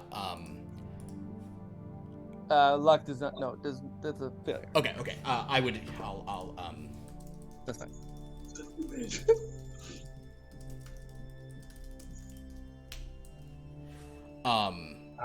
So as basically he's like, Kid, you're managing to like pull him away, kind of like from her. But at this point there is now like out of his arm there is a noose with a long rope on the ground. And James, kind of because you're just like it's an automatic sort of thing, you look up and there's this one rafter up there that you could just throw that over and you'd be Oh yes, of course. it would be totally down. Of course, this is already in motion. But the noose is on the ground. So Kid, you've kind of pulled him away and James is there, so the three of you, and she's just saying, please. She screams for help, And every time she does, the winds grow louder, and the storm blocks out the sound. Now, James, I'm not saying you're not doing this for a reason, but I don't know what that is. We can at least talk about this first and figure it out as a group. What is going on? Because I have no clue about the spirit. You know as much as I feel this is it's already been done. It's already been done. It has and always will be. At this point, I haven't done this already. I'm kind of doing this in a slightly different time scale. I do need Moses, let's have you represent this domain. James, let's have you represent the chaos. Would you both please roll a D100? 51. 51. Hold on. I think I got 100? 0, 0, 0, 0? Oh, no. 1, 0, 0. 1, 0, 0. Oh, it's the 1. A 1. Okay. The 1. Understood. Okay, so look at Dan's face go from joy to sadness. I know, right? Dan always wants the other place to do well. Okay, cool. Okay. That'll be that. Okay, great. Dan, like Philip, is a monster. Speaking of monsters, Yeah. Sarah, Francis, and Etienne, the snow is pounding. And pulsing, and Etienne just sort of standing there in it. He's like, there is a dreadstorm. This is perfection. My darling, we must go. Yes, Sarah? Wait, do I remember? No, I was passed out. You were During the passed out, snow that's thing. right. Yeah, it was Sister Never Lucy mind. that was there. But he's like, my darling, this is what we've been needing. This is how I came here, and this is how we will go where we must go. And he says, come with us, Brandigan. He asked for you too. But first of all, I need all of you to make Constitution rolls as you are out in the elements. Ooh, 16. 16. Yeah, ooh, an extreme success. Wonderful. So Sarah, you're fine. I rolled a 23. Thank you. Harzika, so Francis, you're kind of like, you got your oil skin on as the rain's going. You're just kind of like, you're like, okay, I've had some cold winters. It's fine. Potato famines. I'm ready for it. And you're just like, you're kind of just like moving, like along with them as they go. The winds intensify. Sarah, here's the thing. The make a luck roll for me. Just you want to succeed this, otherwise you're gonna have the inspectors. A 60. What's your score? That's a success. 62. Success. So I will say that as you guys move through the snow, you hear the winds howl as if screaming. That'll be the transition cut. She screamed for help, but it's matched out by the snow, and then out there you guys do that. Sarah, make a look roll for me. Okay. That's a 12. That's really good. Okay, so Sarah, you see, like, not near you, like, kind of, like, landing as if they're, like, drifting on the snow. You see these, like, weirder, like, larger-looking snowdrops that land, and then... Was that supposed to be a spot hidden? It is supposed to be spot hidden, I'm sorry. Okay. Yeah, it is. I say it every time. I'm sorry. I can't reprogram my brain. It's okay. I was just checking my box. So, as you... it's important. As these things flutter through, they have these 13 weird kind of like spiked sort of pincered tentacles. You notice these things seem to be like drifting on the snow and landing in the snow and then skittering away, these strange life forms, the likes of which you've never seen, but old Conrad sure did.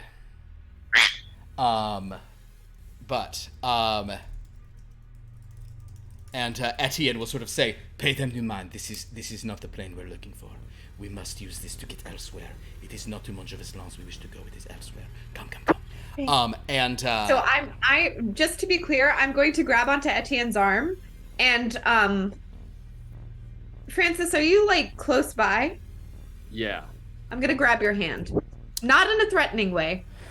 Just in a don't lose us As way. you guys are moving, you see a strange shape moving through the snow. It is dark. And then you can see that there are 2 horses in front of it. There is a carriage kind of like plowing its way through this sort of like purple tinted snowstorm. You notice that there is a wagon behind the carriage. There's a figure kind of like huddled up in blankets, like with a whip, kind of driving on the horses. The side of the wagon. Both of you give me a spot hidden roll.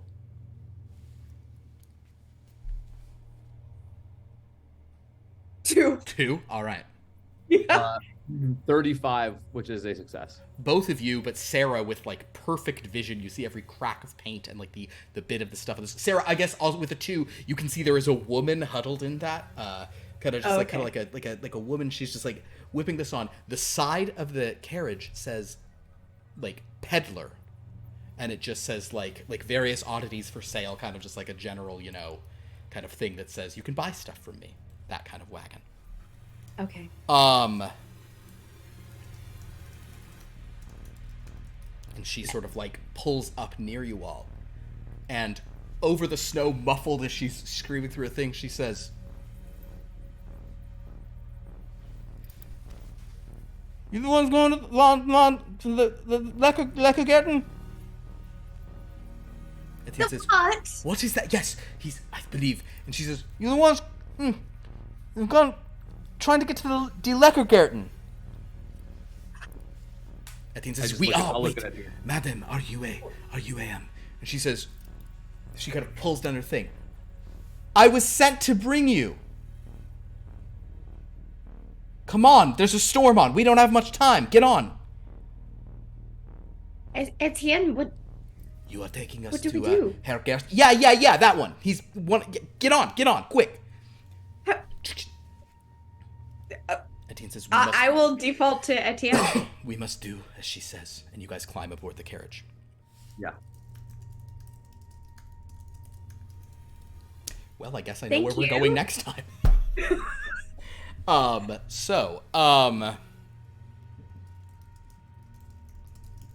And as you guys roll off in that direction, we are going to do something that I actually believe is unprecedented in the history of this channel. Ooh. I have to pee so bad. So I'm gonna leave you guys on. You're gonna get kicked off Twitch if you do that. I know. I'm going to leave. Here on Twitch. I'm gonna leave you guys on so you can chat about what's going on. Okay. I'll be right back. Okay. So I will say, well, no, because I don't want to give Philip ideas because I know he's still listening. Well, then I'll say something. And I'll say that as much trouble as I've been having with my very bad Irish accent tonight, it's going to be so much worse when I'm listening to all these fucking German accents. You're going to do great. Thank you. My question is, are Geems and Captain Kidd going to make it? Yeah. Hope not.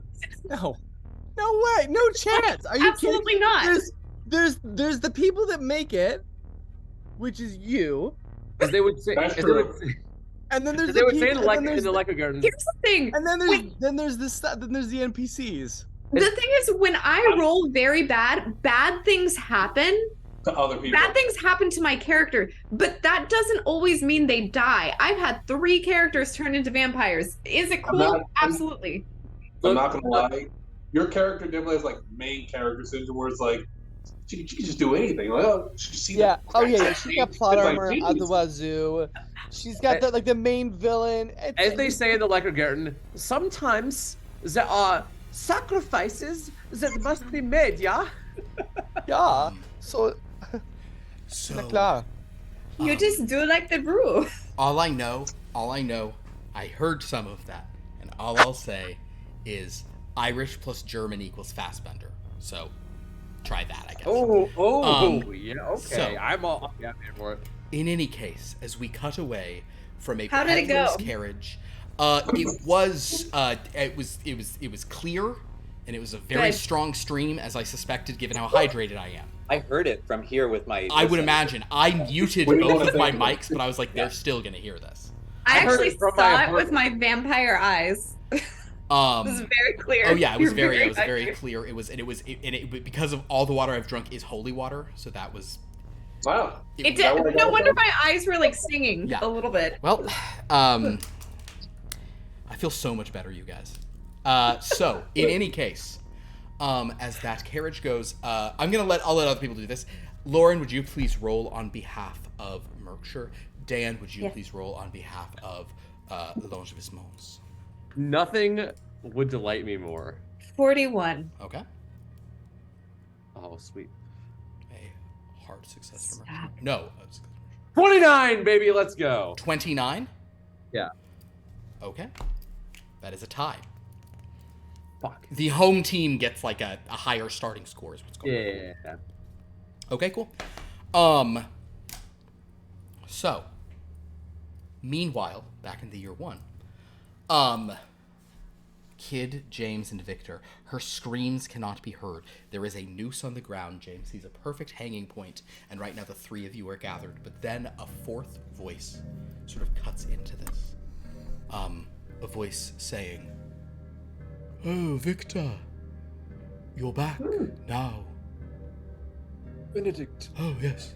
Oh, dear. What is happening here? Seems a bit of a appears kerfuffle. we have made some sort of pact where we owe a death to Oh, something, but oh. In exchange Ula, for what? 13 gravestones. Oh, are they nice? Do you know anything about this? Are they quality? Were they quality? Yeah, they were really nice. They were very nice. Yeah, the finest I've seen. Still seems a steep price. Truly does. Who is to What do you know die? about it? What do I know? I don't know this pact. I've been waiting for you, but I've learned more of the TV guide. Do tell, what have you learned? I have learned that the TV guide. I've learned what it is that it seems to be most described. There is an entry within it that has been circled.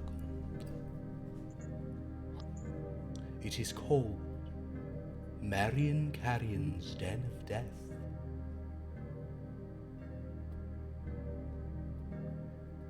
What could it mean? Marion Carrion's Den of Death? There is a further description describing something called the Ghoul.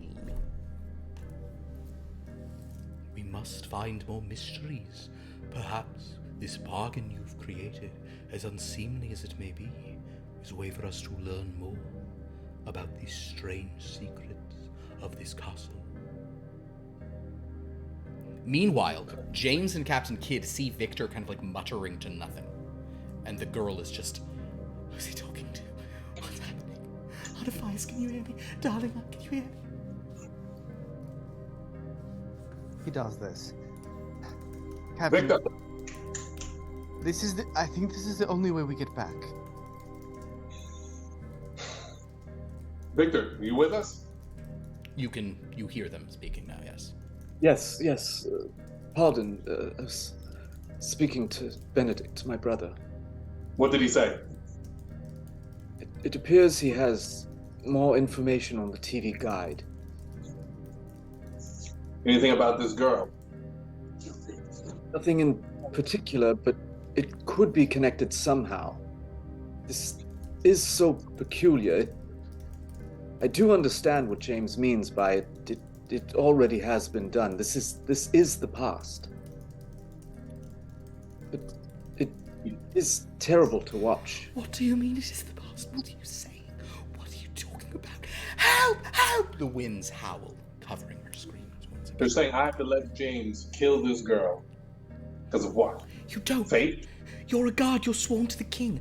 The new king and the old. You must protect me. Perhaps James may not have to do much more.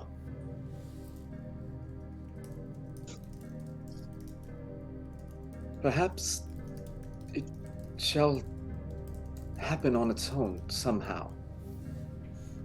Ula, people are after you. You have come here to kill me. It was you I dreamt of. Why you, Ula? I don't have you know. done? You're the ones killing me. I've dreamt of this. I've dreamt of this death. Please don't do this.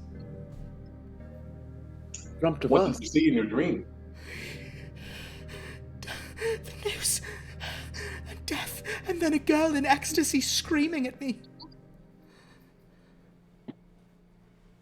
The girl I've now seen. The girl who came to my door and then was gone. What did she look like? She described Sarah Quill. Sarah Quill. Renee.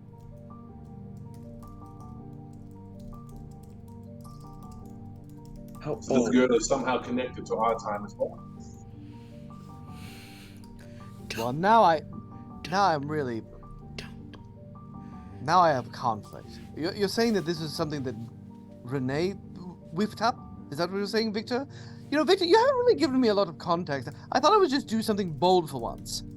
You know, just take some action, and now you've really thrown it all in the air.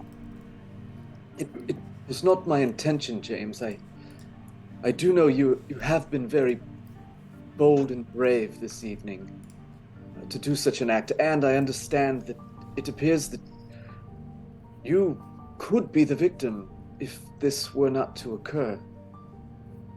But is this the right way? Well, there is.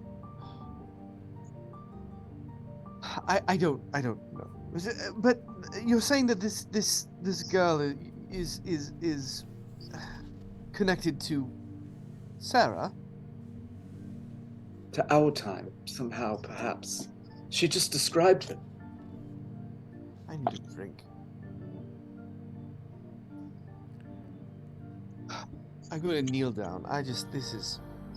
You kneel down. The winds outside the window pick up.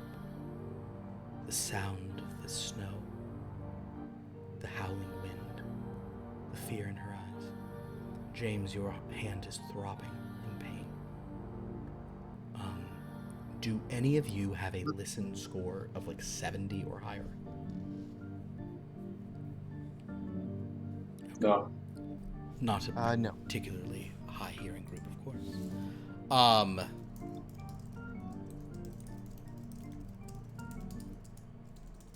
Of course not you, Victor. The point is, you all understand a dilemma. It seems that this has already happened. You're not sure how you can avoid it. It seems that you're bound to, James especially, but also Victor. There's contracts and deals, and you're worried about violating it. At the same time, you certainly don't want to kill this woman who claims she's seen this all, and she's terrified of all of you. Down below, in the snow, none of you hear the screaming of the ostler. She's loose, Goldie's loose.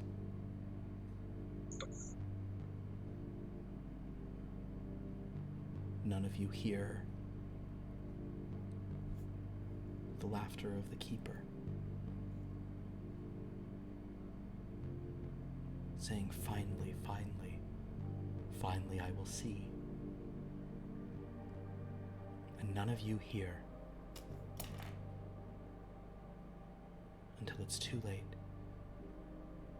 The window, as it slides open, none of you hear the little tinkling tap, tap, tap, tap, tap, tap, tap, on the walls and the window outside of tiny little beaked tentacles. Suddenly you do, however, hear the window blow open. A chill emerges across the room. James?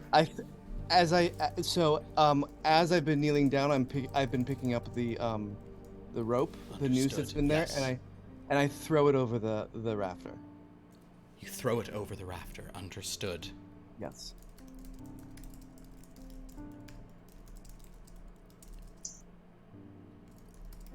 I guess like as the window blows open, being the one with the axe, I'm gonna like brace myself with Victor, like kind of like shield him since he's Okay. he's under my care, my protection. James is doing whatever.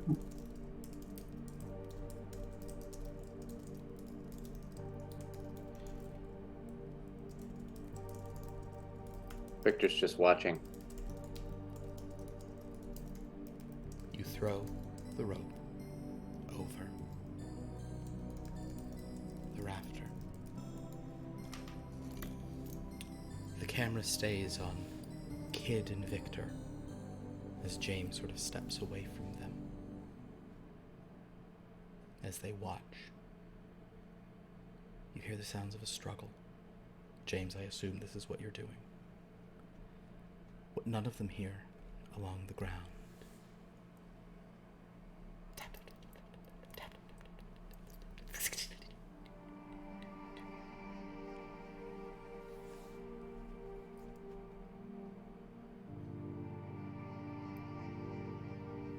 James, I want you to make a strength roll to pull the rope Okay. as it's around her neck. That's a success.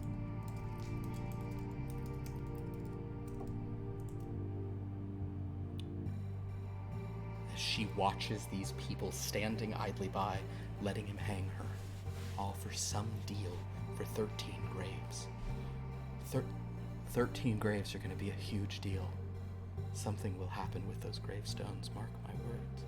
But as it pulls, she looks down and sees these bodies, and she's pulled up, and then James lets the rope go a bit as he ties it. As she falls and lands and the hanging begins, she sees Sarah Renee on top of her husband, bouncing with her in rhythm for a few moments.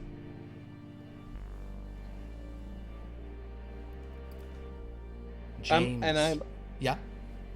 No, that's fine. I want to hold her hand. Understood.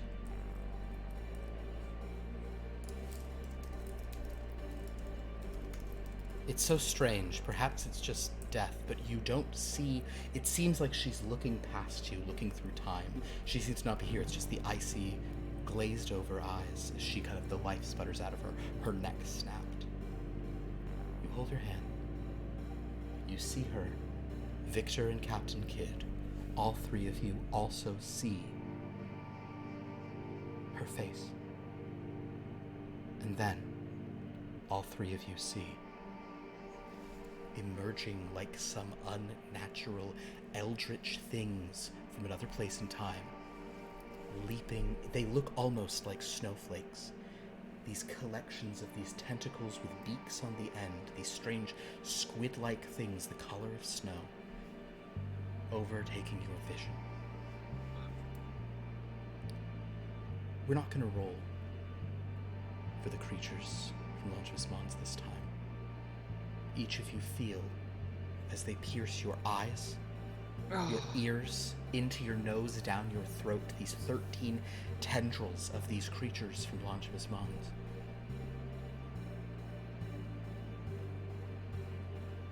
The three of you fall unseeing. Three bodies, thud, thud, thud, as a woman finally finishes rocking and bouncing and swaying overhead.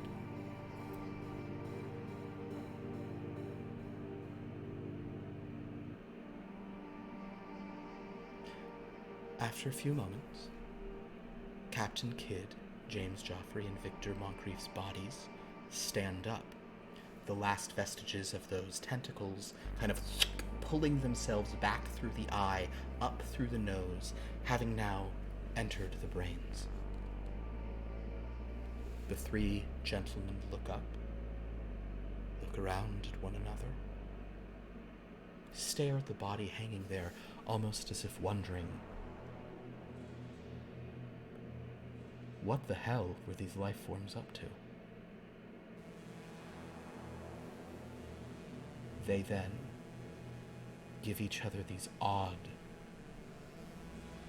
stony glances and make their way out of the room. The snow piling up, I need one last roll. Zane, you have not done one. Tell you what, I'll roll one with you. Would you like to roll on behalf of Mirkshire or the mountain? Mirkshire. Please roll for Mirkshire. 7. 7. Oh man. That incursion done with, an incursion into 2 times at once. Mirkshire slams its doors against the frost. 3 more of these creatures got in hundreds of years before the one that possessed poor Conrad of Bourgeois. Castle Caliginoira. We see it frozen in the past and frozen in the future. The blizzard finally passing, icicles on the eaves. No sign of a peddler's wagon. Just the roiling mist in the distance. And the dying storm.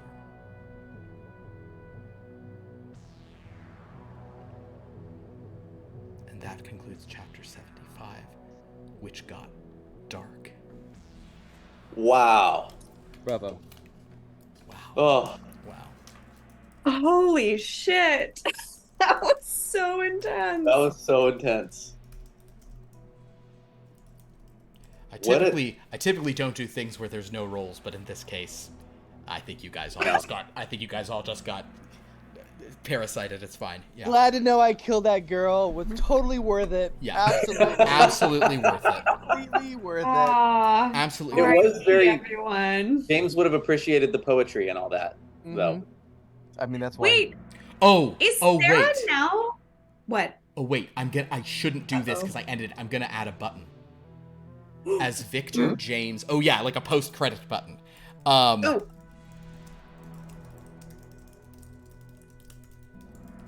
Victor, James, and Captain Kidd walk out of that hallway into the modern day. Oh, no. You better. I'm so sorry. I'm doing this. I gotta commit. They walk out of the room. Benedict sort of returns, saying, Victor, what is happening? Victor doesn't even look at him. Victor, what's going on? Victor, what is this? Victor, James. What's wrong with you, Victor? What's happened? The TV guide, we must research. Victor, James, and Captain Kidd exit the room into the modern day. Unseen by any of them, the now barely clinging together ghost of Benedict, still screaming for his brother. Victor, beware the TV guide. But it's too late, for it is now. Oh. Are you done?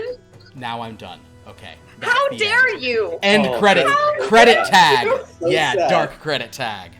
Oh. That's sad. Like no music, just the. All right, well, everyone, thank you so much for joining us for this. That became much darker. You know, it's funny because I'm like, and then I'll say they got to kill the girl, and I'm like, and then they won't do it, and we'll see some stuff. But then old Andrew comes in and says, Don't underestimate Andrew. "Kill the girl, eh?" Ladies and gentlemen, this is my close-up. Hell yeah. Still, the worst thing he did And I'm was, gonna hold her and hand. yet the worst thing he did was try to kiss her. Yeah. So, I like that. Captain Kidd so was much the only- conflicting that was, emotion. that Mistwalker, her name is on her cart. That is the peddler. So far, we've met the gambler, the drifter, the soldier of fortune. We've met the preacher. You heard the preacher, never met her. And the journalist. And now the peddler. What do all these people have in common? These They They ended love PR. Kenny and And Betty. the one who was singing on the one who the busker, whoever. Oh, and of course La Trovadora, the Traviata. busker. Yeah, La Trovadora, La the troubadour. So a troubadour, and yeah, the one who's been the most prominent. Troubadour, drifter, gambler. I always want to call her La Traviata. La Traviata. What do they all have in common? Anybody know? I want to call her La Pergoletta, the Italian pasta place in Los Feliz. It's a simple thing. They're all people who They're mistwalkers, yeah, but why are they those specific things? Because those are all things that itinerant things. move Do around. gamblers Yeah, exactly. move? Yeah, you're like Kenny Rogers, like, you know, just move around, playing different games. They you know. ramble. Ever seen They Hard Eight? ramble. Yeah. They Proceed rambling hard. gamblers. I mean, Well, it's a good movie. well, that was yeah, we met the peddlers. So that was delightful. I want to say thank you to everyone for playing. I mean, it was delightful for horror. For you. Well, and for me, but for horror, it was delightful. We I got did to for- see. So for the to audience. recap, we got to see Etienne and being cool. He wasn't. Okay. It's being kind of creepy. We got to see. Let's see. We got to see So much. Moses die for a second time in the past. Zane die for a Right. second time to those alien face hugger things. That's true. We got to see Dan be abused by Etienne more. Just saying, like, come Francis. I'm sure that'll be very interesting. And I guess I don't. We are off for 2 weeks from this game. There's no game next week because of Thanksgiving. and then after that is a Star Trek game. This is the first weekend. Yeah. We But need something wholesome after this. what's that? We need something wholesome after this, so it's fine that we're playing. Yeah, we'll Star do some Trek. Star is Trek true. after what just happened. So, but when we return, I don't know which domain. We might go to the Delec or Garrett, and we might let that sit for a minute. I have things to attend to in Paradise. Let me phrase it like that. It's been a long time since we've been back to Paradise, so that may happen. But definitely want to thank all the players. We'll probably have some kind of, you know, switch out faces, do faces. What did you think of this, Moses? This was your. It was fun. What have you thought of this little arc here? Kind of interesting, right? I want another character. Which of your characters which one were you more close to, do you think? Dr. Faust or I like Captain Kidd more. you like Captain Kidd more? I enjoyed Captain Kidd. There was something about Captain Kidd being like he was just very take charge kind of guy. He's a soldier. He's a sailor. He's like, you know what? Sailor, it's you got to tie the stuff on. He was bold. I also Throwing that bloody rag to Sarah. Yeah. Like, ooh. He's not a pump. and I He's not a will, pump. I will super miss James Joffrey and his poetry. I will R.I.P. definitely miss R.I.P. everyone. Victor Moncrief. Good. It's very sad. Well, thank you all so much for watching. We have other games, of course. On Sunday, we have our, what I'm 99% sure is our final session of Blood, More Wretched Hive. This is Blood from a Stone. So that's Pierce's game where I'm one of the players. Our final thing. We've gotten off the planet, and it's just about, can we get past this blockade and get to any safety, or do we get blown up? Pierce said it could be a very short session if the ship gets blown up. So come watch that. Come watch that downer ending. And then I'm going to just go ahead and announce, we'll have more official stuff, but we have a new game, a 4-part mini-series on Sundays, starting the week after that, on November 27th, I guess. No. Yeah, November 27th. Yeah, because in 2 days is so a week from, yeah. So on Sunday, November 27th, we have a new mini-series. We are running a interesting system for it. The game is called, I haven't told you this, have I yet, Lauren? No. The game is called Blue Moon. Ooh. And Okay. if you're interested, Lovely. if you're interested in stories where a prominent thing would be like it's not that you are wolves, but if you used like a different, you know, like prepositional contraction, but then it wasn't a contraction. Like more like, well, like past tense stuff. Or if it's not anyone are wolves, but they were, it's a werewolf thing is what I'm saying. Blue Moon, so check that out. That's going to be a 4-part miniseries running starting on the 27th and running through for the first 3 Sundays in December. Then on Monday we have Civilized Age, and then in a couple weeks on Monday, December 5th, we're going to be having a Top Flight holiday special. So come check that out. A lot of people in the chat have not seen Top Flight. Oh, well, some people Oh saw my Temple God, Flight. right. Though. It's been a while. That is true. So this will be a Top Flight West kind of spin-off of the stuff, so that'll be really Yes. fun, so come check that out. And then we might have some other stuff, kind of a little teaser of some stuff at the end of December, which I'll talk about more later. But that is Monday, and then of course on Tuesday we're back with Gray in the Dark, which has been super fun. We had a real video game inspired one this past week, which is real appropriate for noir. So yeah, so that's been a lot of fun. So thank you all so much.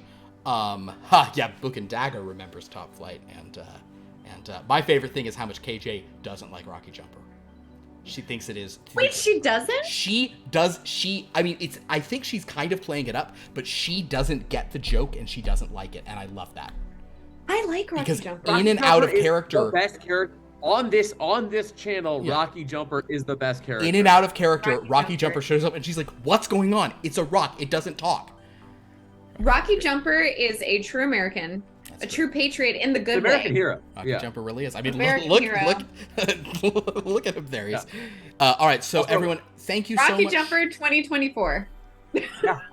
Well, on that, We should make that's the first merch we're gonna sell. Rocky, Jumper, 2024. yeah, Rocky Jumper, Like in like the 24. Reagan Bush font hats. my- You know what I'm talking about? Exactly. Well, thank you all so much for watching this. Thank you to all my players. I really appreciate it. It's been so much fun. We will see you all next time. The dread clock, as it always should when we end it, has reset to 13. Yes. So we will see you all next time. Until then, have a dreadful night.